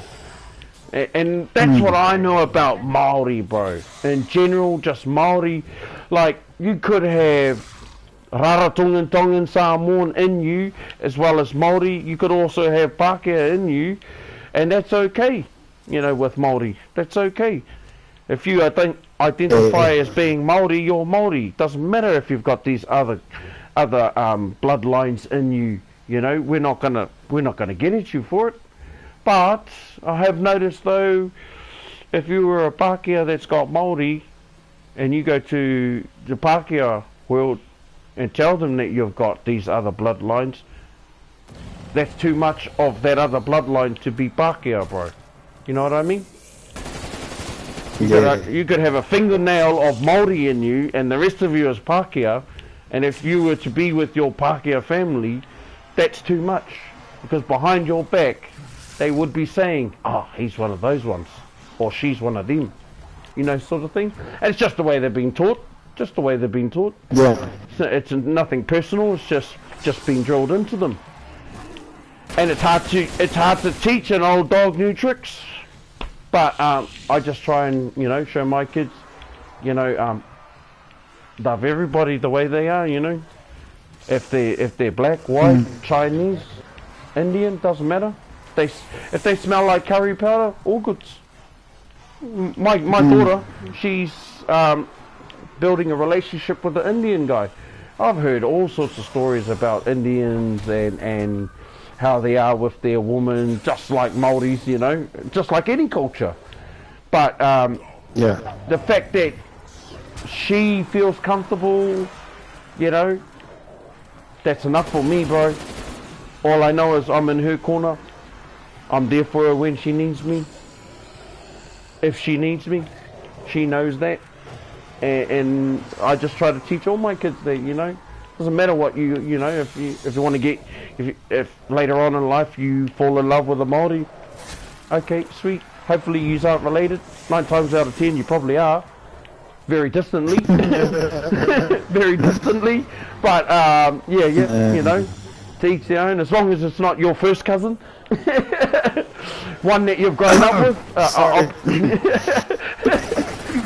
Well, you look at it like this. My mum and dad, they were related, bro. You know? But Yeah, my mum and dad is. They're first cousins. Exactly, cuz. Exactly. Well, my mum and dad, they were brought up together. They're the same age, bro. Yeah. So, back in their day, there wasn't that many options, bro. I mean, there weren't Pākehās lining up outside the marae saying, "Yep, I want that girl. I want that one." Sort of thing. You think even way back in the day, though. That's how the old people were. Well, They actually built their cousins. All their cousins. It was about had a bigger strengthening. tribe. It was about strengthening the bloodline and keeping the whenua safe, bro, and the family safe. Hard. So I think that was the that's reasoning where for it. that's. Whereas in the Western culture, you know, that was not the case, bro. You know what I mean? It was in the Western culture, bro. It wasn't like that. To sleep with your family member was not about securing whenua. It was more about securing your money and what you had in status, bro. You know, compared to Māori, you know, it wasn't about who you were. It was about what it was for, bro.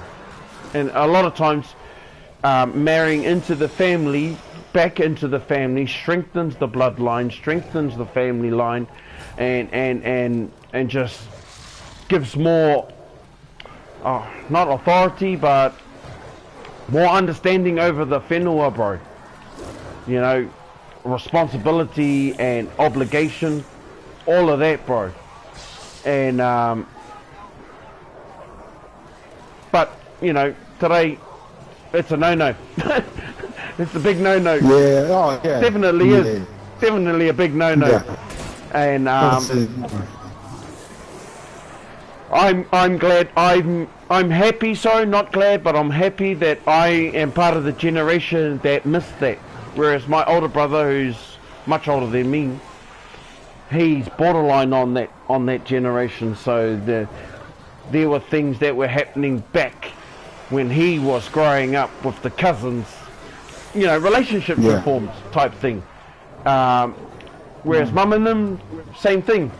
Relationships reform, but they never had the options of, well, there's a Chinese guy over there that I could try and hook up with, you know what I mean? Women were just pretty much born and then they had a role, and if you got married, you were lucky. If you were getting married, 9 times out of 10 it was for whenua, bro. To keep the whānau secure on the whenua. And I just try to teach the kids, be open-minded, you know. Even if they, you know, like I've said to my sons, I'm like, you know, if you like boys, if you like boys, I'm stuck. oh, you got up there. You know, I always say to my sons, you know, if you decide to, you know, that you want to be with another boy or another man, okay, I'm not going to be disappointed. It's not the way I was brought up, but, you know, I still love you, my son. You know, that's better. He's not, and he always says that to me. But you know how you always get this, I don't know, you get that feeling, are you like that, son? and he's not. He keeps telling me, he goes, no, I only like girls, Dad, but I don't want to have a girlfriend. I'm not having kids. That's him, and I'm not having kids. I'm just going to sleep with them, and that's it. One night only. That's how my oldest boy is, bro. He cracks me up when he says that too. But I just try and let them know I'm open-minded about however you want to be, you know. If you want to be the way you are, you're my son, you're my daughter. I will always love you no matter who you are, no matter who you choose to be with. That's, you know, that's what I believe as a parent. Yeah. As a parent, bro, you know. Support them no matter what. Support whānau no matter what. And it's the way we've been brought up, eh, brother? Yeah. Oh, hold up. And that's why I love being Māori, That's what because we're sort of missing in America. It's just trying to teach them things yeah, that hopefully one day they'll understand Well, you what we're think- trying to say. you think about the things We that can't they're give them. going We through. can't give them the answers to it. Hey, we Well, their can't give them social the answers. development that they're going through is totally Yeah. different to what we go through. I mean, cyberbullying, you know, when it comes to cyberbullying, like when we were Yeah. going to school, if there was a bully or was one else, have a fight, that's it, Yeah. over. You either won or you lost. Yeah. If you won, well, you got the respect of being the winner. If you lost, you got the respect of being the person who Oh. stood up. You know what I mean? You stood up for yourself. Like a lot of the Yeah. fights I had when I was growing up, bro, they were always bigger dudes, and we became friends after that fight, bro. Instantly became friends, long-term friends, and then, you know, sitting around a table having a beer and talking about, remember that time, you know, you tried to crack me? Yeah, bro, I remember that time, you know, and start reminiscing about those things, and then, and look at us now, fuck, we're old buggers and we're still friends today. You know, and a lot of that's not, a lot of that doesn't happen. I mean, here in Otara, bro, Yeah. kids don't have to worry about, you know, walking down the street and having a fight. They got to worry about being shot, bro. You know, and that sucks, bro. That honestly sucks. Because I would rather, I would feel that my kids are safe if they're just fighting, Well, bro. ring the fire, bro. But not bloody fucking getting shot over nothing, bro. You know, over being wannabe gangsters because they think that being a blood or a crip is cool. I'm glad I was taught to stand on my own 2 feet, not having to need anyone in that sense, bro. You know what I mean? Like they're standing on your own 2 feet. Oh shit, that was my bad. Just ran into that. There's standing on your own 2 feet as a way of being proud or of being able to stand up. And then there's standing up for yourself because of your ego type thing, because you think you're cool. You know, some people do that because they're trying to intimidate others, and others do it because they're trying to build themselves up, not so that they can keep being an asshole to other people, but so that they can just let people know, look, you can do that to me, but I will stand up for myself, whether I win or lose. And that was some of the things that I learnt when I was growing up, you know, fighting with cousins. Cousins used to say, stop, you know, don't cry like a girl. Stand up, pal. Sort of thing. Or harden up, pal. That was concrete. Harden up, mate. Harden up, pal. That was a famous line, eh? Famous as line, that one. But I think either that or you get a hiding from dad. yeah, exactly. I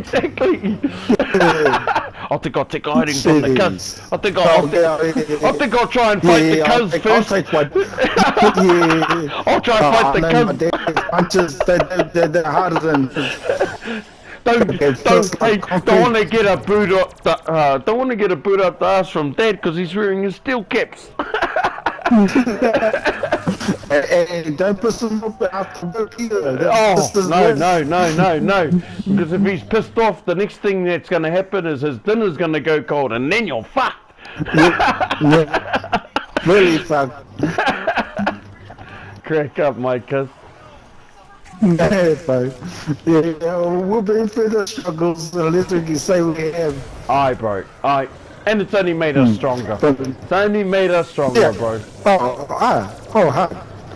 I see, and I always say to my kids, you haven't been through half of the shit we've been through. Exactly. And even us. But like Even us. Half the shit that we've been through, the generation before us, they got it twice as bad. You know, so I'm talking about my older brother and my older cousins who are in their 60s and nearly in their 70s. These are my first cousins. Bro, they had it hard. I remember when I was a little kid, they had to go out diving, bro, and they would take me. Yeah. They'd take me out diving, bro, and chuck me in the water, bro. Just chuck me out there. And then I'm, you know, I'm only a young fella, bro, and they're chucking me in the water. I'm panicking, bro.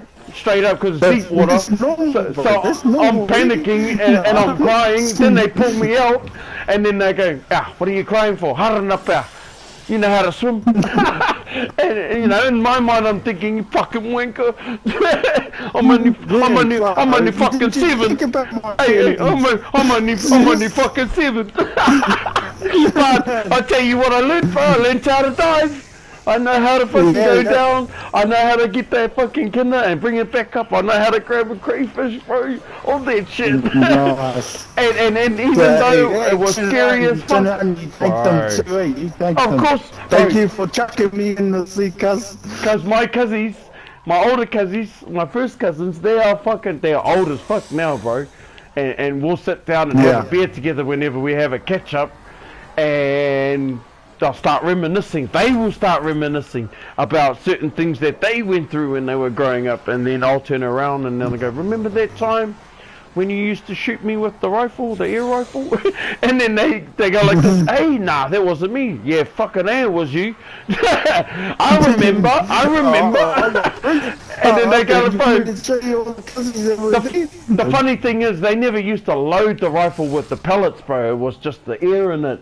But, you know, to a 6, 7, 8-year-old who's looking at this fucking gun and the cousin holding it and he's fucking aiming it at you and pulling the trigger, bro, you don't know any different, bro. You don't know there's no pellet in there. All you're thinking is, all you can hear is the sound of, you know, that's all you can hear, bro.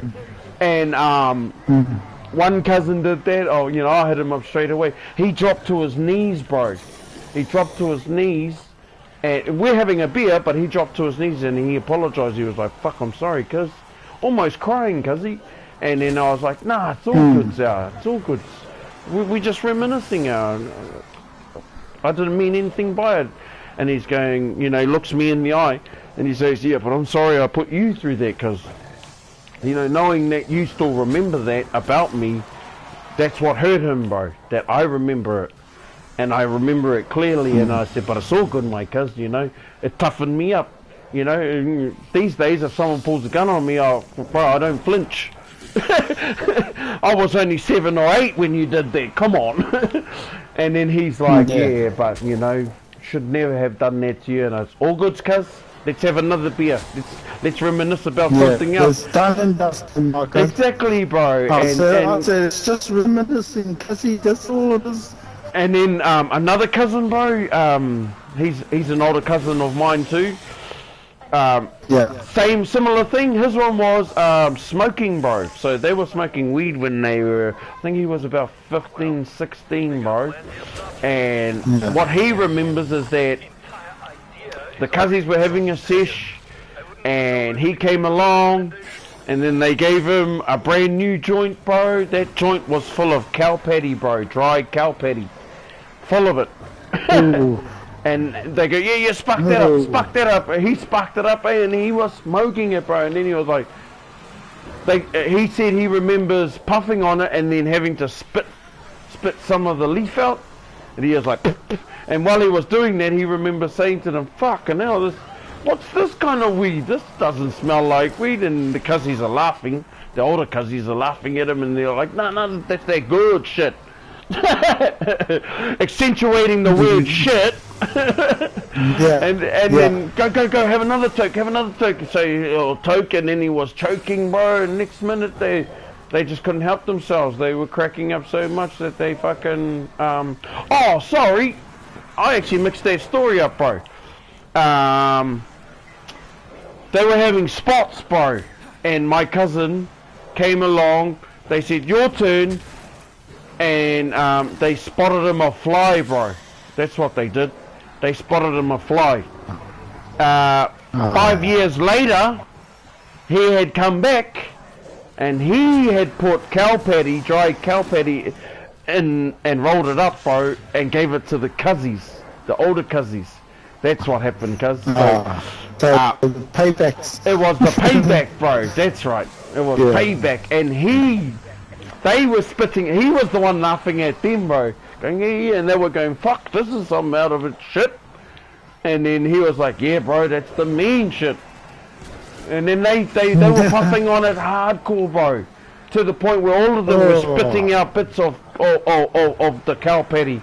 And then the cousin couldn't help himself, and he goes, remember that time you fellas spotted me off fly?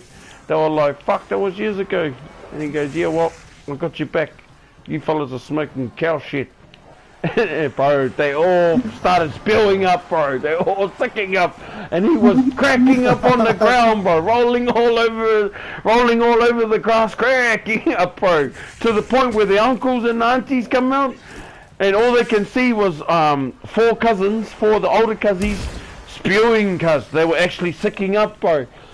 And my mum was one of the ones that said, well, what's wrong with you boys? Next minute, one of the older cousins going, fucking Duke went and rolled up some cow shit and made us smoke it. And he's still tossing and turning on the ground, bro. Cousin Duke's tossing and turning on the ground, fucking cracking up, bro. Going, Anna, take that, Anna Tokai. Bro, and these are some of the stories, you know, fuck, I used to hear from the cousins, bro. And what they were going through, you know, the shit they were going through. But it made them tough, bro. I mean, fuck. When I was growing up, all my older cousins, bro, they're fucking big guys. You'd think they were footballers, American footballers in the backs and the forwards. And they always looked like giants to me, bro, you know. I always looked at them proud. I was always proud of my older cousins and how they were just like giants, bro. I used to feel like an ant next to them. Come today, though, bro, you know, and as old as fuck as they are, now they're, some of them are a bit decrepit. But now I'm the giant, bro, you know. So they're now looking up to me. And when I say looking up, I mean just looking up at me. Not that other way, you know, just looking at, this is our younger cousin, and he's bigger than us now. But, you know, out of love, cuz, you know, all out of aroha.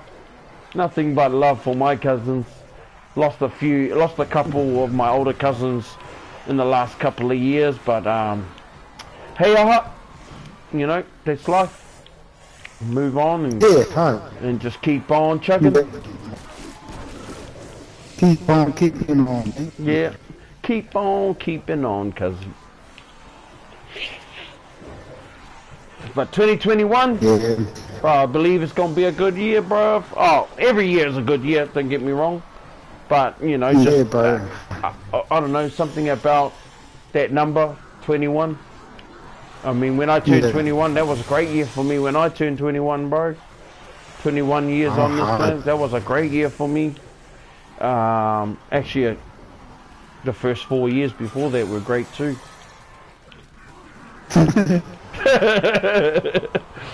All the other years, they're just average. But those years though, bro, leading up to my 21, bro, man. Especially for Wahinis, bro. Oh yes, that's our prime days. Bro, those are our prime days. Woo! Woo! They were good.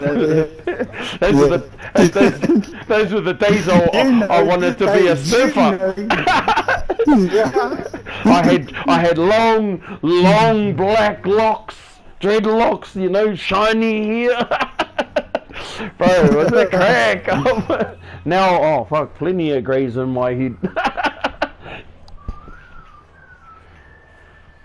But I'm embracing my greyness, you know, fuck, it's all good.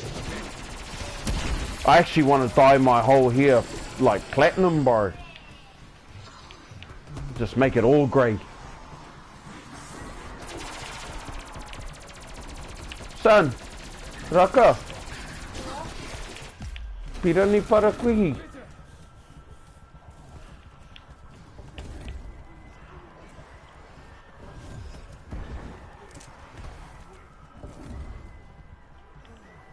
The milk's in the fridge.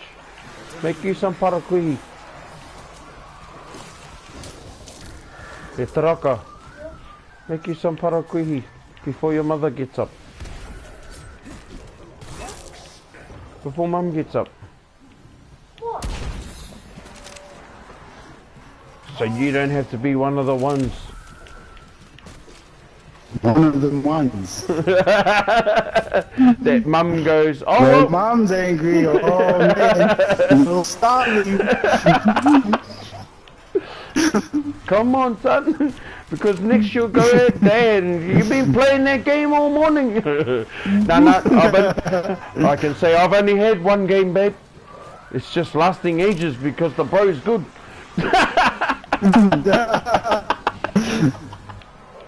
Crack up. Coming down, bro. Who's this down? Hang on. There he is. Up Up there, bro.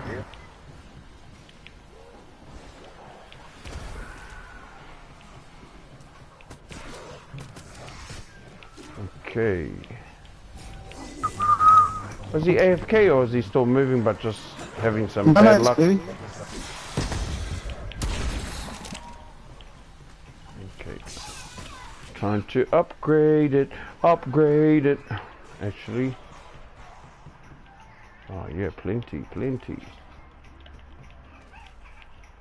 I'm gonna just run a trial.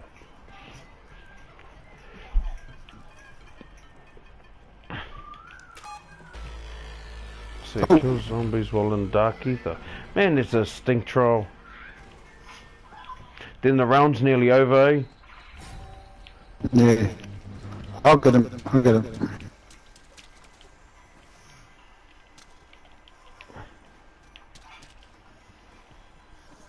I was going to get out there and do my lawns today. It's only flower stems, but still, Yeah. it's just a bit It's hot. alright. No, wasn't that day. I just It's tell the beautiful day here, brother. bro, it's beautiful here too, but too hot, bro. Yeah. Like when we were in Ruatuki, it was like almost every day down at the river. Stay there all day, bro. Just take some sausages down there or some chicken, and then just cook it on the old fucking open fire. Mm-hmm. Oh, mean, bro. Teach the kids something different. And we could have slept in the house at Nan's, but we just used tents. Yeah. So we're planning, before the kids go back to school, we're planning on a beach trip. Stay there for maybe 3 or 4 days in tents. But just gotta find that one. Yeah, yeah. I just want to get the kids, you know, all they know is devices, bro. Like if I have like this game here, it's taking ages for us to, you know, to play out, but this will probably be the only game I play today. After we finish here, I probably won't be playing for the rest of the day till tomorrow. Ah. Whereas normally, bro, like from launch day, it was like 24/7, straight up. Straight up, Cassie, 24/7. And that was just to get the camos, bro. I was only trying to get Dark Ether camo. Once I got that, nice. Now I can slow down. So I've only got my sniper rifles to do, my rocket launcher, what else? The special, which is that bloody grenade launcher. Yep. Another one. Oh, and just those new guns that they've added, the shotgun, the assault rifle, one other one. Oh, and the SMG.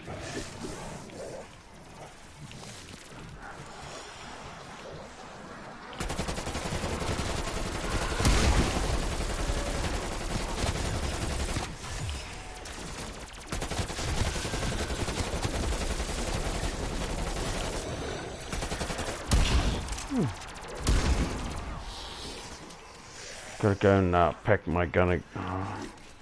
Actually, not pack it, upgrade it. It's already packed twice.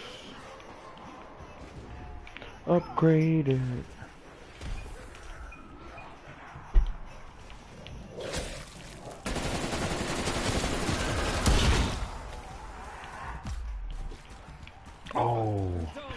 maybe I should get some perks first. Oh, what's that? If you're close, bro, just down by the armor, Yep. just outside Med Bay.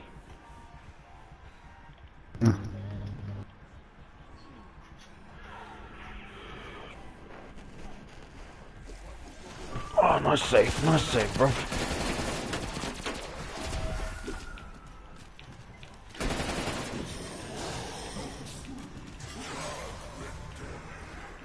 Oh, might as well do this coffin dance, see if we can get a legendary. Window closed. So how does that dark ether work? Never actually sat there and started in my, I done my shotguns down. I'm trying to yeah. get a new shotgun. Okay, when you go into your weapons, you go Yeah. into weapon mastery, bro. So for certain classes, like the sniper, there's only Yeah. you only have to do those weapons to open up the camo. Just the snipers. Same thing with the rocket launchers, but the shotgun, the LMG, the SMG, the assault rifle. There's one called where you have to do 9 classes of weapons, bro. 9 different classes have to be made, have to be set up so that all the diamond is open for them.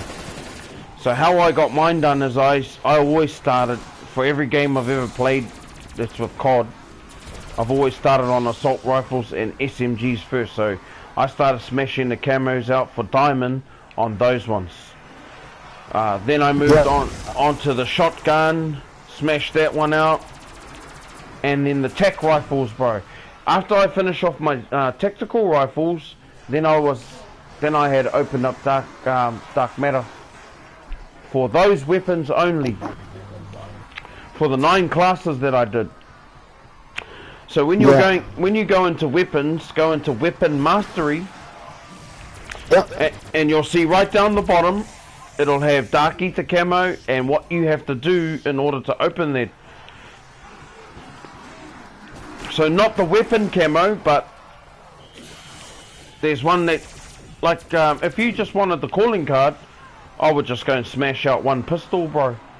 Because you only need to do 1 pistol in that weapon class. Oh, right. Yeah, bro. And then that's it. You've got the dark ether camo.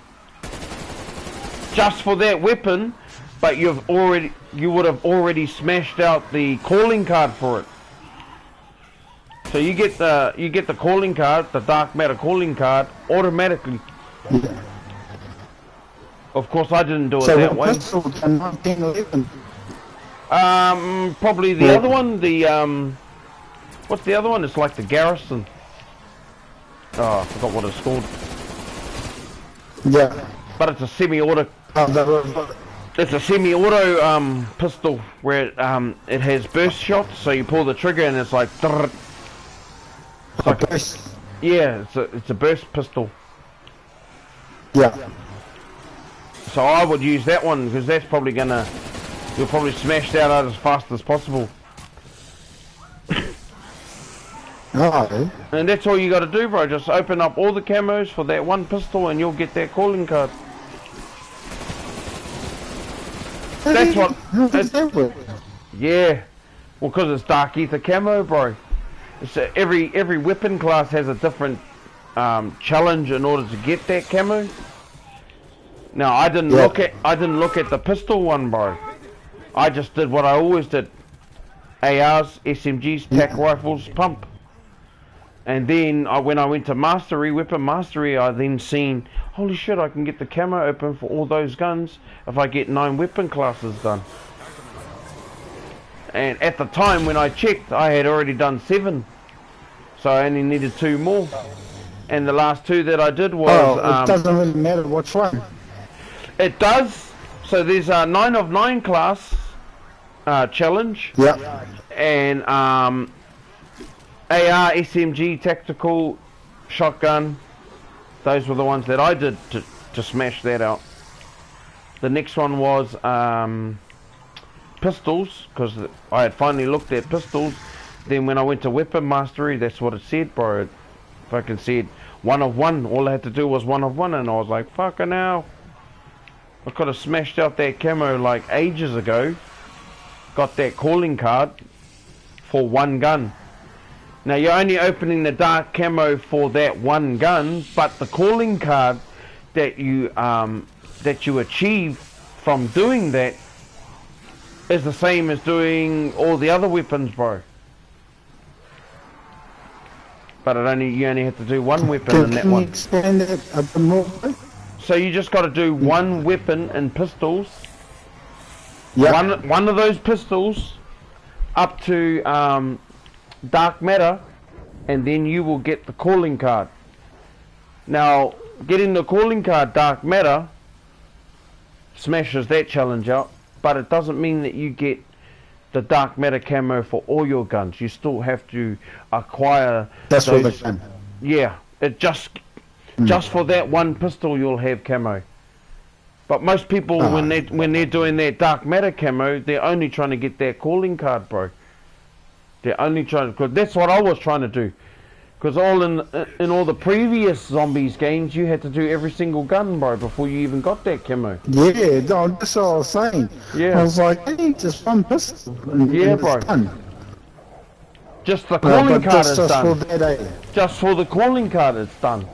But you still have to open up all the other pistols, bro. Oh, like, if you want to get it on the other 2 pistols, you have to do the camos for those 2 pistols. But if you were just trying, I'm not far off on them. yeah, well, if you're just trying to get the calling card, like most people are, then all you have to do is just 1 weapon, which is that pistol, and you'll get the calling card. But I didn't do that. Like I said, my norm is smash out the ARs, the SMGs, the LMGs, and the TAC rifles, and the shotgun. So those were the 5 classes that I did, bro, and in doing those 5 classes, somehow I got 9 classes done. And I was told by one of our squad members, I was told by him that apparently it's a glitch, bro, because it says 9 of 9, but I only got 5 of the classes done, bro, and I don't know what I've done. He just said it's an in-game glitch. The mechanics of it are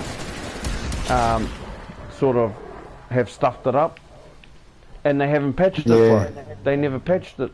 It still works like that today. It still says 9 of 9. So I guarantee you, when you go into barracks, you're gonna see that, bro.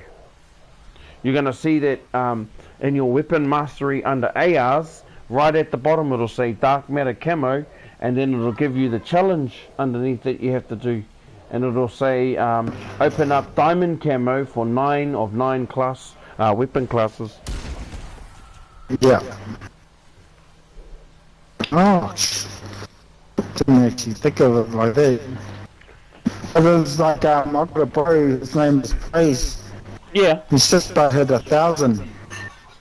Me? He's just about on 1,000, and I think he's unlocked all the camos. Yep. But a lot of funny feeling. I know how he did it, but he does play a lot. I like Yep. hell of a lot. Yep. That makes sense. Yeah. For the likes, It's like, I don't know what his personal life is like, but for the likes of you and me, when you have family, we just don't get that chance. no, it's pretty hard. Mrs. gives you that look. oh, bro, I know that look. Oh, look. I know that look very well, very, very well. That's why I have to give the other look back, bro, which is the wallet's open. The wallet's open. I think I see a Apirana Nutter in there. Is that an Apirana Nutter?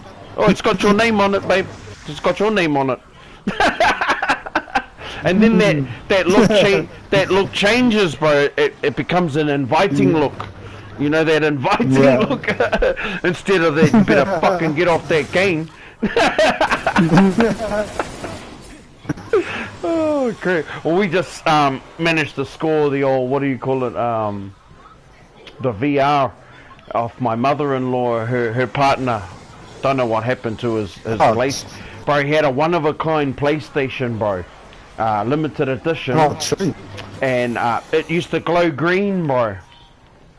It would actually glow like it had like fucking neon fluorescent fucking, I don't know what it was. It wasn't like, I think it was the light one, you know, where you shine a light on it and it just glows in the dark. And it was all like, it had all decals all over his fucking, built into the PlayStation Pro that he bought, bro. It was actually built like that. So it's a limited edition one. Well, it went missing, bro. Over the last couple of weeks, nobody knows what happened to it. All we know is that my mother-in-law, she sort of posted on the family page, has anyone seen blah blah blah's fucking PlayStation? We don't know where it is. So he's lost that. Funny thing is, so only the console went missing, bro. Everything else was still where it was, bro. So controllers, cables, the VR, and all that was still there. His games, bro, they only took the console. And in my mind, can only be somebody who lives in the house. And I've got my ideas on who it is, but you know, they swear black and blue that they didn't touch it. So I've just left it at that. No, But no. we managed to buy the VR equipment off my mother-in-law, off her partner. And he was more than happy to give it. I mean, I'm looking at the price. I think we're paying like $70, $60 or something like that for all of the equipment. Yeah. There's a sticker on it. It's a price on it. They must have bought it from the pawn shop, like Dollar Dealers or something. And the price on what it cost them is like $260 something for all the equipment. Yeah. Bro, just got that. Just got that for the kids. And they're smashing that out, you know. That's another reason why I probably won't be playing as much, because the kids will be on here playing their VR. I downloaded the VR horror experience, bro.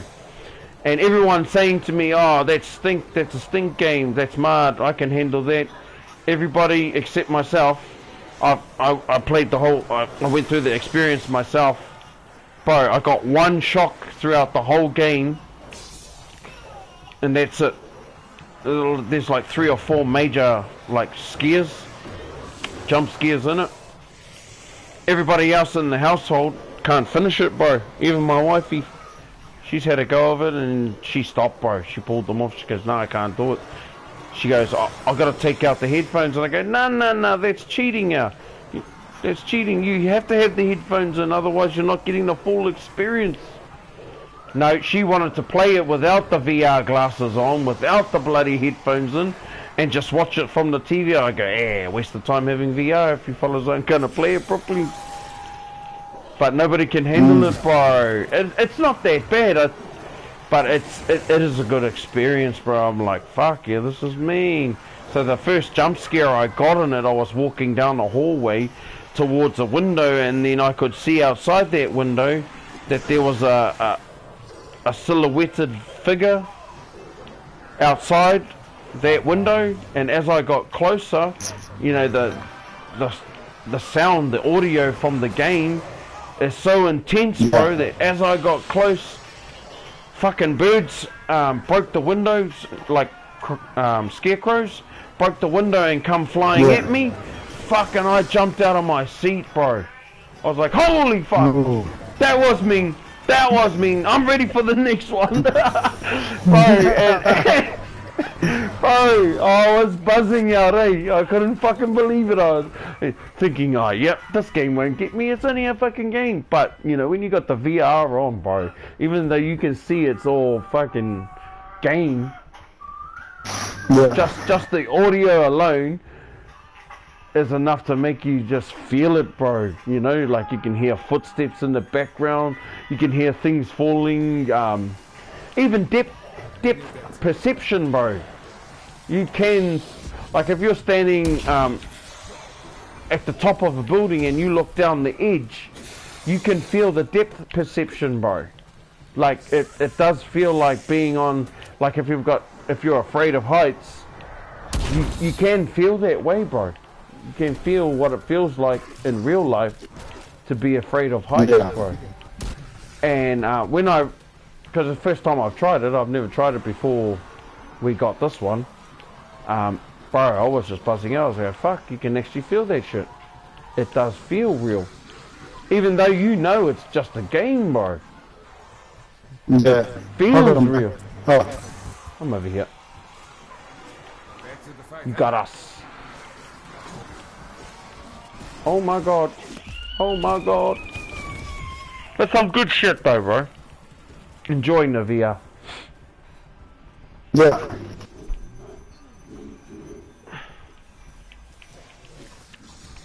Anyway, my brother, I'm gonna jump off. I'm gonna leave it running. I gotta go do some stuff. But I'm gonna add you. Yeah, bro. Oh, good. What round are we on actually? 28. 2 more rounds with an extra. You want to exfil? 30. Yeah, bro. Okay then. I'll stick around for that.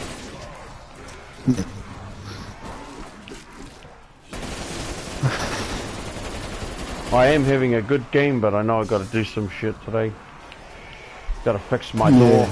I went to down in Whakatane. I went to take the van in for its WOF. I got the new tires, got the tires done, but I failed the WOF because it's one of those steamers, bro, and it's got the electric door. You know how it's a van, Toyota steamer. But the white one, what colour? yeah, it is a white one actually. Oh, it's funny you say that. I saw one. That's why I do one. Yeah, well, so the doors on it, the electric, you know how it's got electric sensors in the sliding doors? How you just pull it and it will open on its own?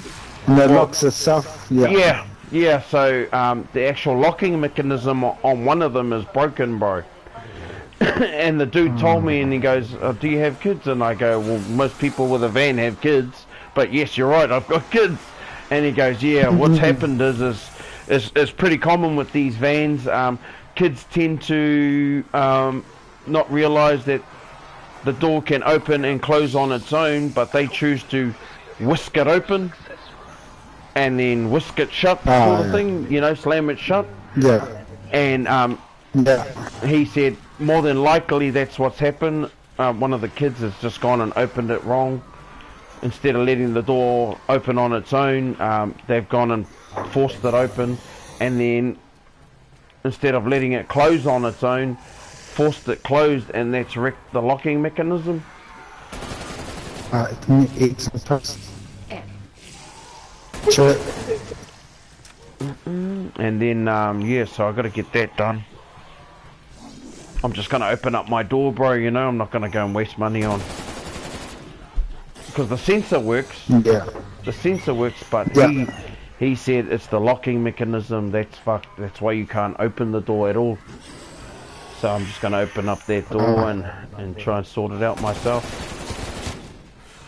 Yeah. That was quite funny, bro, because Google it, bro. Jump on YouTube or something. See someone from offer the same situation that you had. Oh, They bro, got this one that's been. already have done that, bro. There's like several videos on there. But it was funny because the dude was like, yep, I can get it done. And I go, oh, have you got the part? And he goes, no, I've got to order it in, and it's going to take a couple of days because it's coming from Auckland.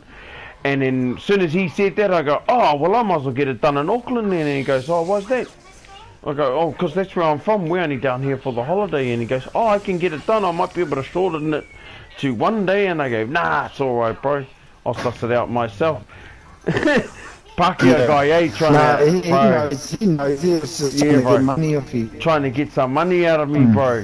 But you know, all I wanted him to tell me was, exactly what he told me, which was it's the locking mechanism.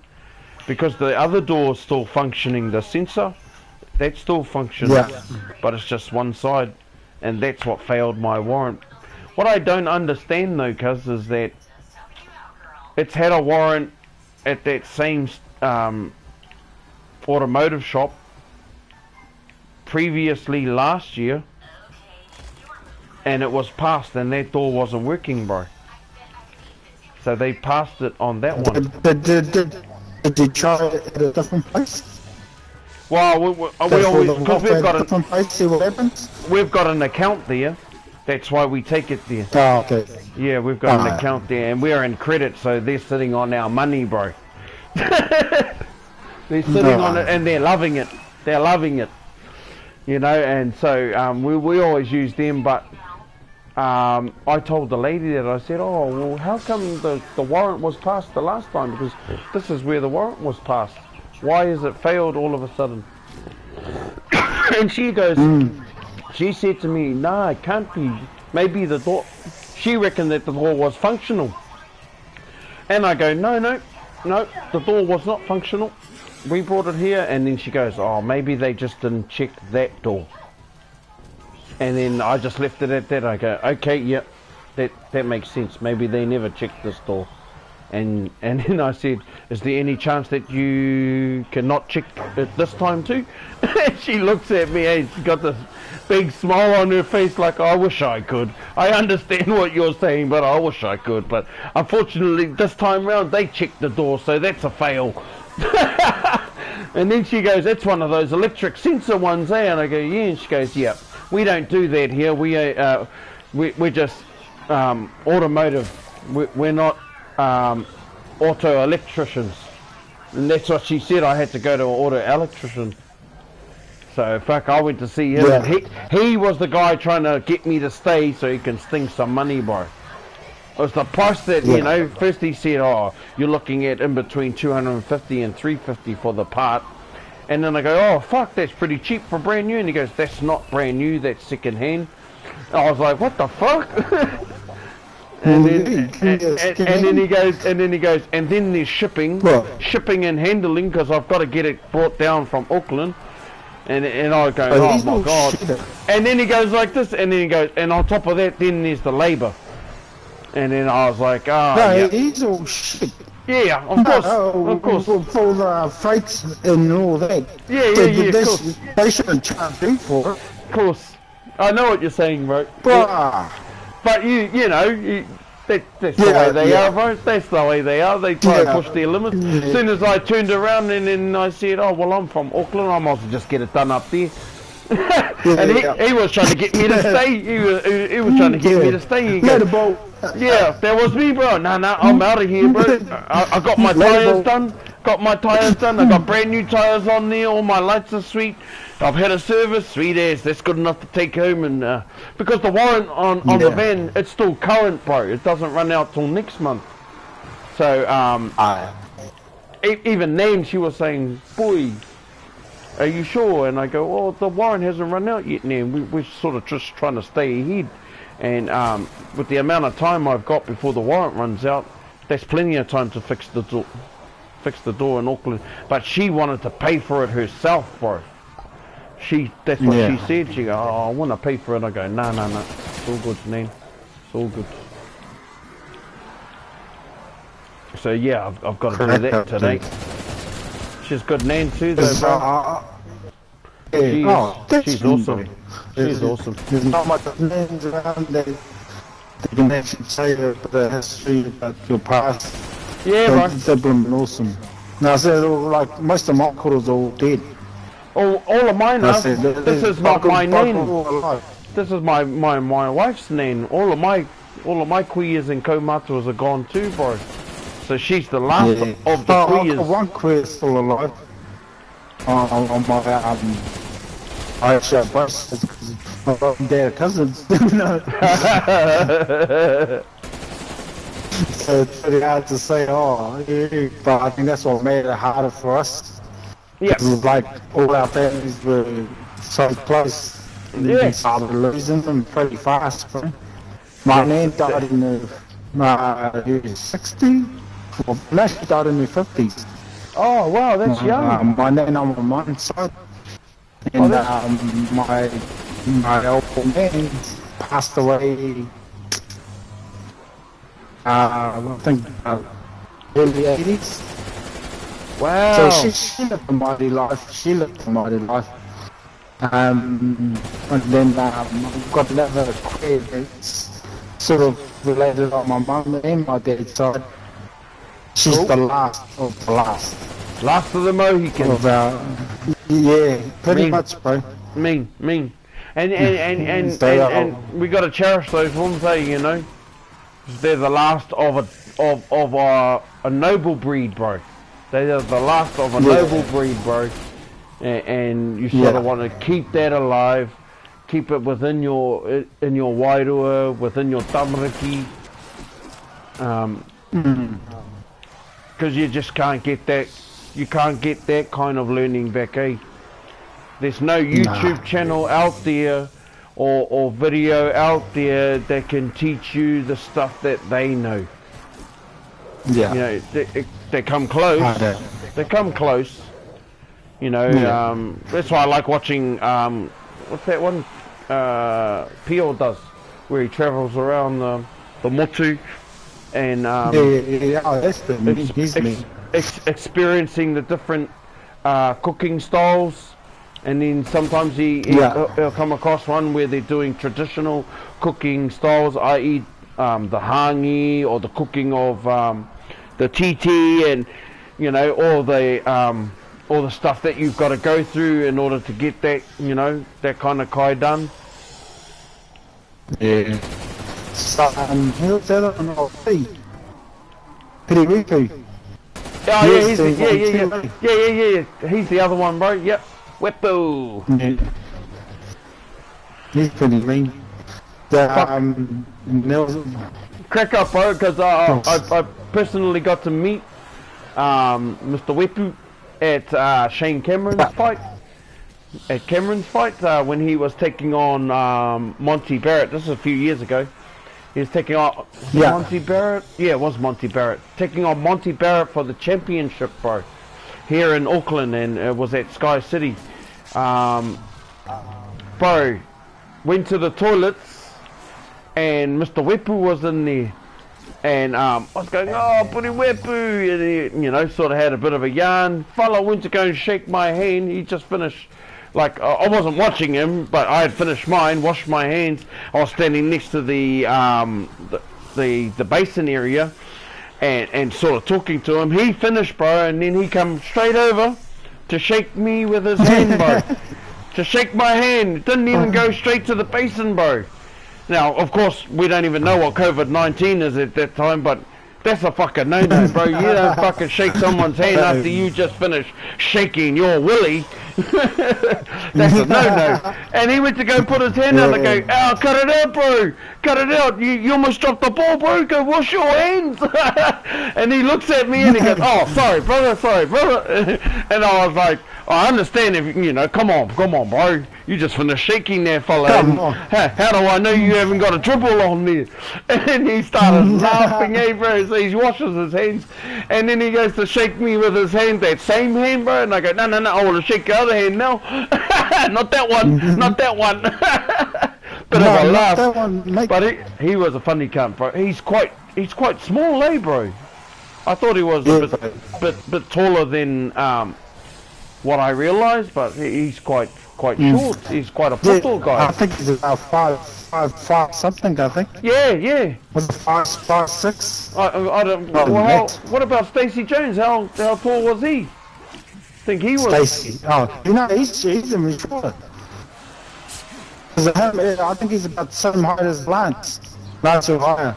Yeah, even shorter. Lance or Eh? higher. I was a little bit taller than him. Fuck, yeah, I don't, honestly, you know, when you see them on TV, you think they're a lot taller. You know, especially when they're standing there in the haka next to other tall people. Then you sort of realise, fuck, they're all short. I think the last tall guy they had in the All Blacks might have been John Alamu. But like I'm 5'12", Yeah. not quite 6 foot, but you know I consider myself to be quite short, bro. Until I come across. Yeah, I'm only like 5'7". Well, I've got cousins, bro. They're like fucking 4 feet something, bro. So they're potos. They're not classed as dwarves, but they're classed as short for normal peeps. Oh, bro. Both of my parents are short as. I'm taller than both of them. Oh yeah. So, I consider myself to be tall compared to them. Think that's But yeah, but, understand. they Even my remind me aunties of and even my mum's brothers and sisters, they're poto too, bro. And she sort of got the height from Nan and Koro, whereas my other aunties and uncles, they got the height of Nan and Koro's Nan and Koro. So the great grandparents. So my great grandparents, I think it's 3 times great, they were poto, and then one of those grandparents had my mum's grandfather, and he was tall, bro. So major throwback genes there. Yeah, that's what I feel Are like we keeping too. a zombie out? No, we wanna. What round is it, cuz? 29. No, we don't want to keep a zombie. We want to eat just like you. We want to have cockeyes. Just made me some eggs and toast. Oh, solid. Tora, are you up yet, Tora? Tora, that feels like some eggs on toast. Oh, wait for it, bro. You might hear it. Cook your own fucking eggs. It's not Father's Day. It's gone. It is. Take the must house. Only difference is it's coming from my daughter. and I won't do a check the muss on my daughter or my wife. I like the way I like the way my females look. My wife, I love her prettiness. Not waking up the next morning and going, God damn girl, go have a wash. I remember when I first seen that, bro, you know, I sort of when he said that to her, I was like, how do you fucking wash that off? You can't wash that off. You gave that makeup. You gave that makeup to her, and you're telling her to wash it off. Cut it out. Yeah. But bro, Come on, man.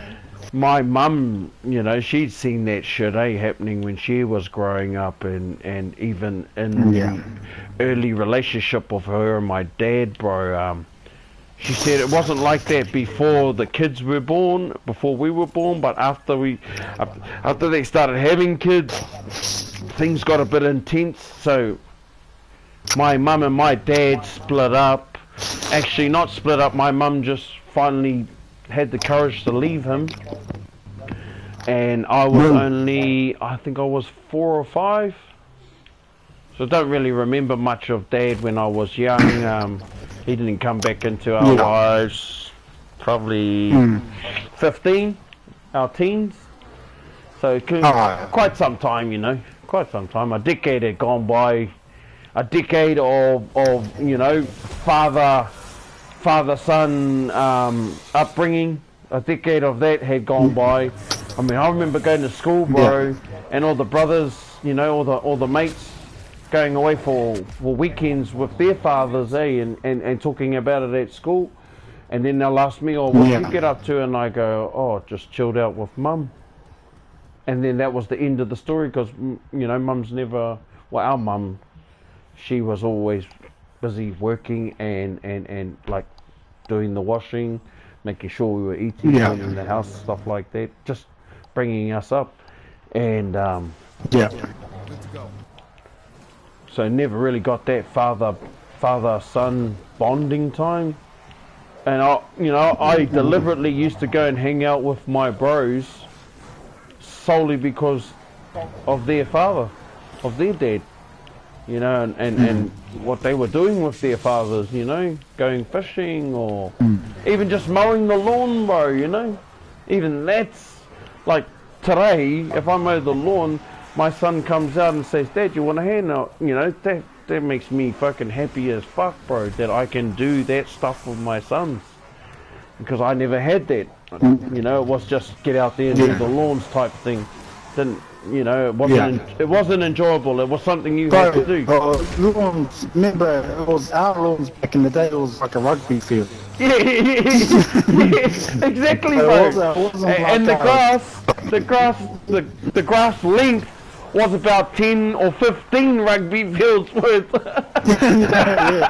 Hard. So high. The grass length was so high, you could play hide and seek in it. You could play hide and seek in it, bro. Yeah. Harder. So, I'm happy to, you know, that even though my dad wasn't around, you know, I love so you're happy with your life now? Yeah. Well, I was always happy. I was always happy, cool, but disappointed, bro. You know, that going through school and seeing all the mates, you know, and how they were with their dads. Do you watch anime? Anime? Yeah. Yeah, me and my son. But I've only like Deadly Sins. Have you watched that? 7 Deadly Sins? Yeah. Oh, that's fucking mean, eh, bro? That's pretty cool. Have you seen that too? Yeah. The old school ones. Shippuden. That's what she reminded me of. That story. Oh, yeah. Hey, what you just said? Yeah. So, yeah, bro. But that's funny you say that, bro, because even though those anime programs are about fighting, the deeper story is just they're normal people like you and I. They go through the same things that you and I go through. Sometimes they get sick with terminal illness. Other times it's fucking things that have happened in the past have shaped them a certain way. Even though it's about magical things, bro, like fucking using your chi and stuff like that to overcome certain situations. It's still relatable. Very relatable. But out of the best anime at the moment, I'm like on Netflix. They just released a new anime series for Transformers, bro. So and it's based on the original Generation 1 Transformers, which is the original Optimus Prime and original Megatron, which is quite nostalgic for myself because you know I grew up on that generation of Transformers. So anime taking over. How old are you, bro? 42. 42, cuz 42. Just turned 42. Oh, you're 78. Yeah, bro, I'm a 78 baby. Yeah. My wife is. I just turned 42 in December, just gone, bro. It's on the 16th. Yeah. So that was cool. Yeah, 78. Yeah, I'm a 78 Oh, you're a baby. December baby too. What's that? You're a December baby. Yeah, bro. Sagittarius, brother. Yeah. Yeah, Mrs. is on the 9th. My wife. Oh, that's my son's birthday, bro. My son's and my brother-in-law's. Actually, there's heaps of us in there. So my daughter, one of my daughters, yeah, she's in December, the same week my birthday. My son, my mum, my niece, my auntie's on the same day as me. Fuck, there's quite a few of us on that. Sagittarians, bro. The centaurs are coming back, brother. The centaurs are coming back.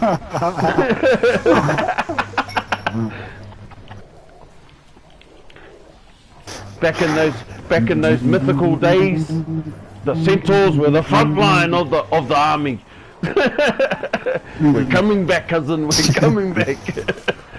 Yeah. That's the one.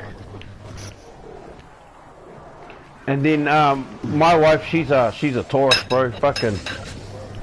Yeah, I am. Oh yeah.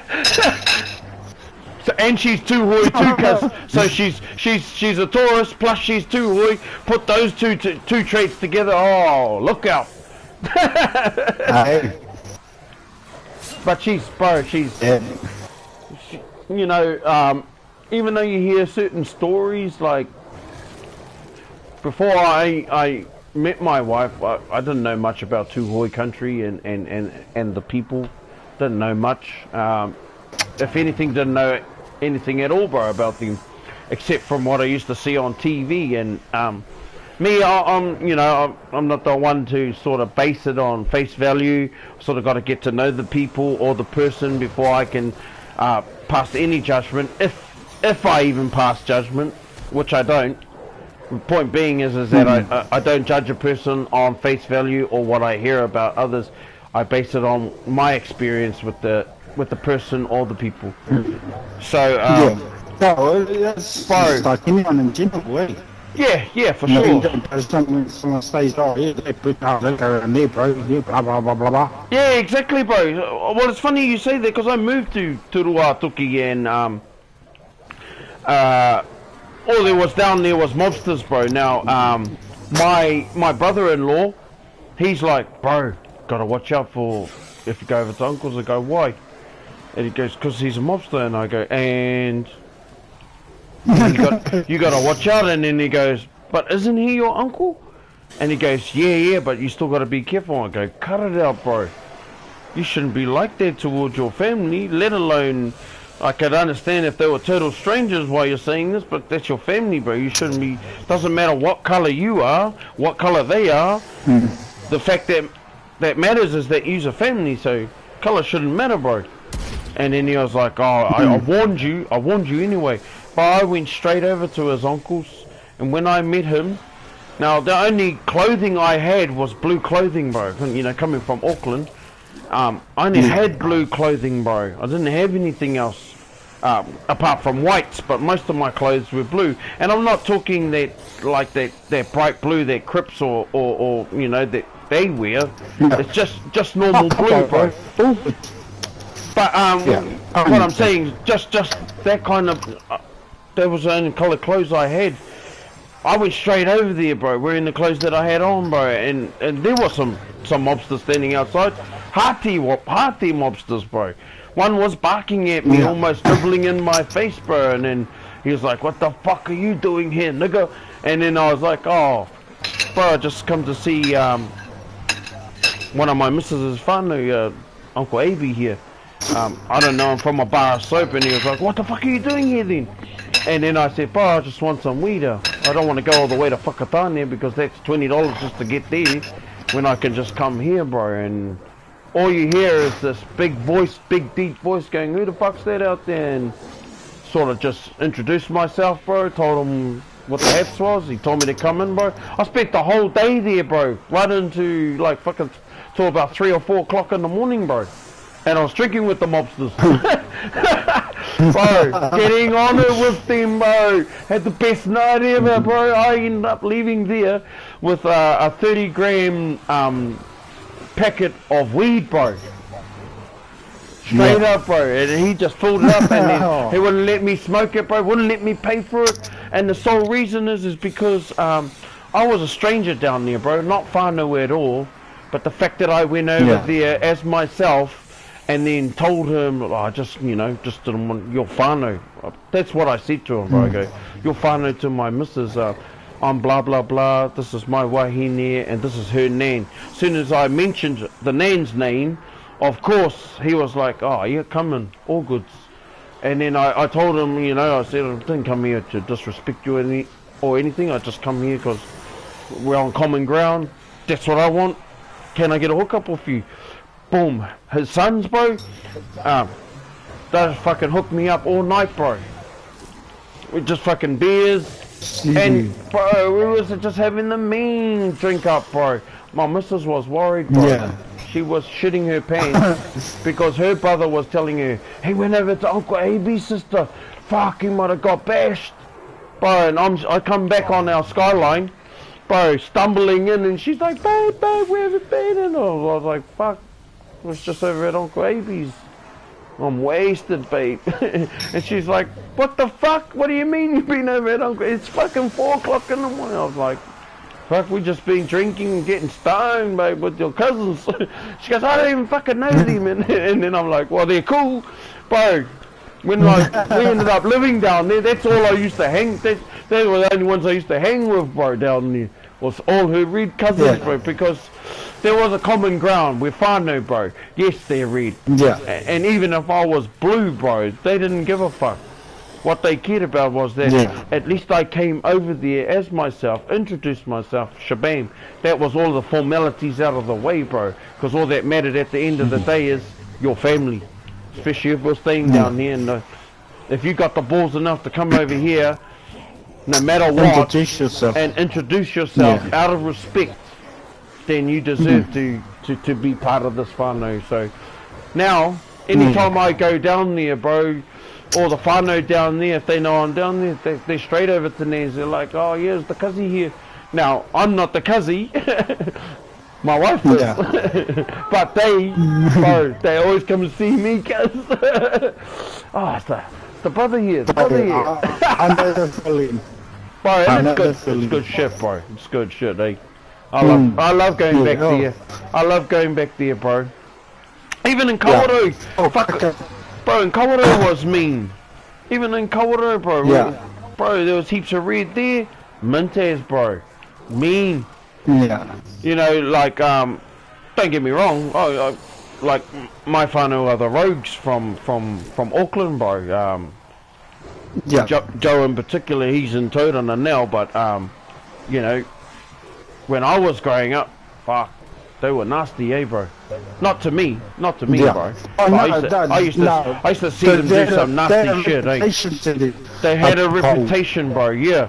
And the reputation that's being held today, bro, is totally different, bro. I'm not saying that they've lost their mana. I think they've just reinforced their mana 100-fold. And because, bro, a lot of the factions are about the whānau now, bro. Yeah, they still uphold their toughness, but only when they have to, bro. Other than that, well, like there was this one mobster chapter. He's taken away his bar, bro, from the pad. Got rid of the drinking bar for the brothers, and then he's implemented rules like the hitting of wahine, no. The hitting of tamariki, no. So abuse is off the table, bro. Off the table, all forms of abuse. Mental, physical, drinking and drug abuse, not to be done around the kids. Smoking cigarettes, not to be done around the kids. Built a massive ass playground, bro, in the pad, on the pad property, bro. So you remember how most pads fully fenced off, bro, pretty much lockdown styles, bro, gone. No fences up, bro. You can tell it's a pad, a nice looking pad too, but it's got a park there, bro. Fucking full on playground. And this chapter gets involved with the community too, bro. Fundraising and shit, you know. And what chapter is it? They're from the South Island, bro. Fuck, in between Gore and I forgot the name of the place, bro. But it's in between Gore. Oh, what's that other place name? But it's in the South Island anyway, bro. There's one mobster who's from I can't remember, but there's one mobster from the North Island who's been travelling up and down the Motu, meeting up with different chapters and members, and he just came across this one in the South Island. Mean, bro. I was wowed, bro. I couldn't believe it. Yeah. I mean, even the Black Power chapters in Auckland, a lot of them don't condone the selling or the use of methamphetamine. You know, they're dead against it. Especially the movement, Black Power movement, they're against it. And I'm just buzzed at all these changes that gangs are going through, bro. Still maintaining their toughness and maintaining mana, bro, and respect. But on a positive level, bro, on a mean positive level. I can't say much for the other factions, you know, like one in particular, because I'm in Otara. You got the Yellow Fingers, which is the old killer bees, and the tribesmen. I know of some of the older generation in the tribesmen, and bro, they're nothing like the younger generation. This young generation is wicked, bro. I mean, they just pick up a weapon and they'll just cap you for nothing, bro. You know, gone are the days where you had a one out with somebody and then that person who won picked up the loser and then let's go have a beer, bro. You know, gone are those days. It's just like fucking, you beat that person down, we're gonna come back with a weapon. And that's pretty. Which brings me to wifey's cousin. He passed that way. You know, he was just getting out of his old ways, and he was trying to do things in a diplomatic sense, and it just was just unfortunate that he was shot down, bro. You know, and just unnecessary, bro. Unnecessary. Yeah. And to see somebody who's been a certain way. The sucky part about all that, bro, is just the life. Yes. Yes. Hey. Yes. But yes, That's what I'm saying. You know, compared to that's their life. he had like he was out of that lifestyle for like I think it was six years, bro. He had been making changes for his tamariki, bro, and yet other family members were still the same way. And when shit hit the fan with his own personal family, he went over there, being out of that lifestyle for 6-7 years. He went over there to talk with these guys and just try to calm the situation, but didn't even get to talk. Just knocked on the door. He didn't go over there with anybody else, bro. You know, he didn't go over there with a pack of brothers. Didn't go over there with any weapons. In fact, I believe he went over there in jandals. I can't remember. Actually, I don't know what he was wearing, but I'm pretty sure he just went over there casual as and under no threat, just knocked on the door and they shot him through the door, bro. And this is what I'm saying, you know, the fact that they just pick up guns and it's that easy for them to just end a life over nothing, you know what I mean? And in Otara, bro, there's been a couple of killings already, bro. And just around the corner from where we stay. Now, my ancestor, my tupuna, this is his. Otara te Irirangi, bro. That's my tupuna. It's my mum's tupuna, and the fact that I don't think my kids are safe in this area is kind of gutted, bro. It guts me. Like I genuinely fear for my kids going up to the library, bro. Genuinely fear for that, because they've got to walk past the homes that are known by the police as people who use and hold weapons, bro. So yeah, the police, they reckon they're trying their best, but since the first time there was a shooting in Otara, and I'm talking about just last year, we've been hearing the cops say, look, we're doing this and that as much as we can, so we're trying to, you know, sort things out, but I can't see it, bro. You know, if anything, the police force is probably the worst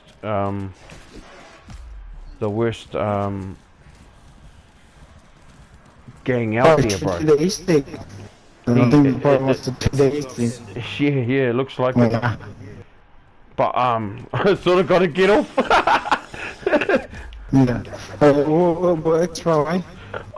Because I don't want to leave just in case I'm the host, bro, because I'll ruin your fella's game. So I can just, if you just want to do the Easter egg, I can just keep going down, bro.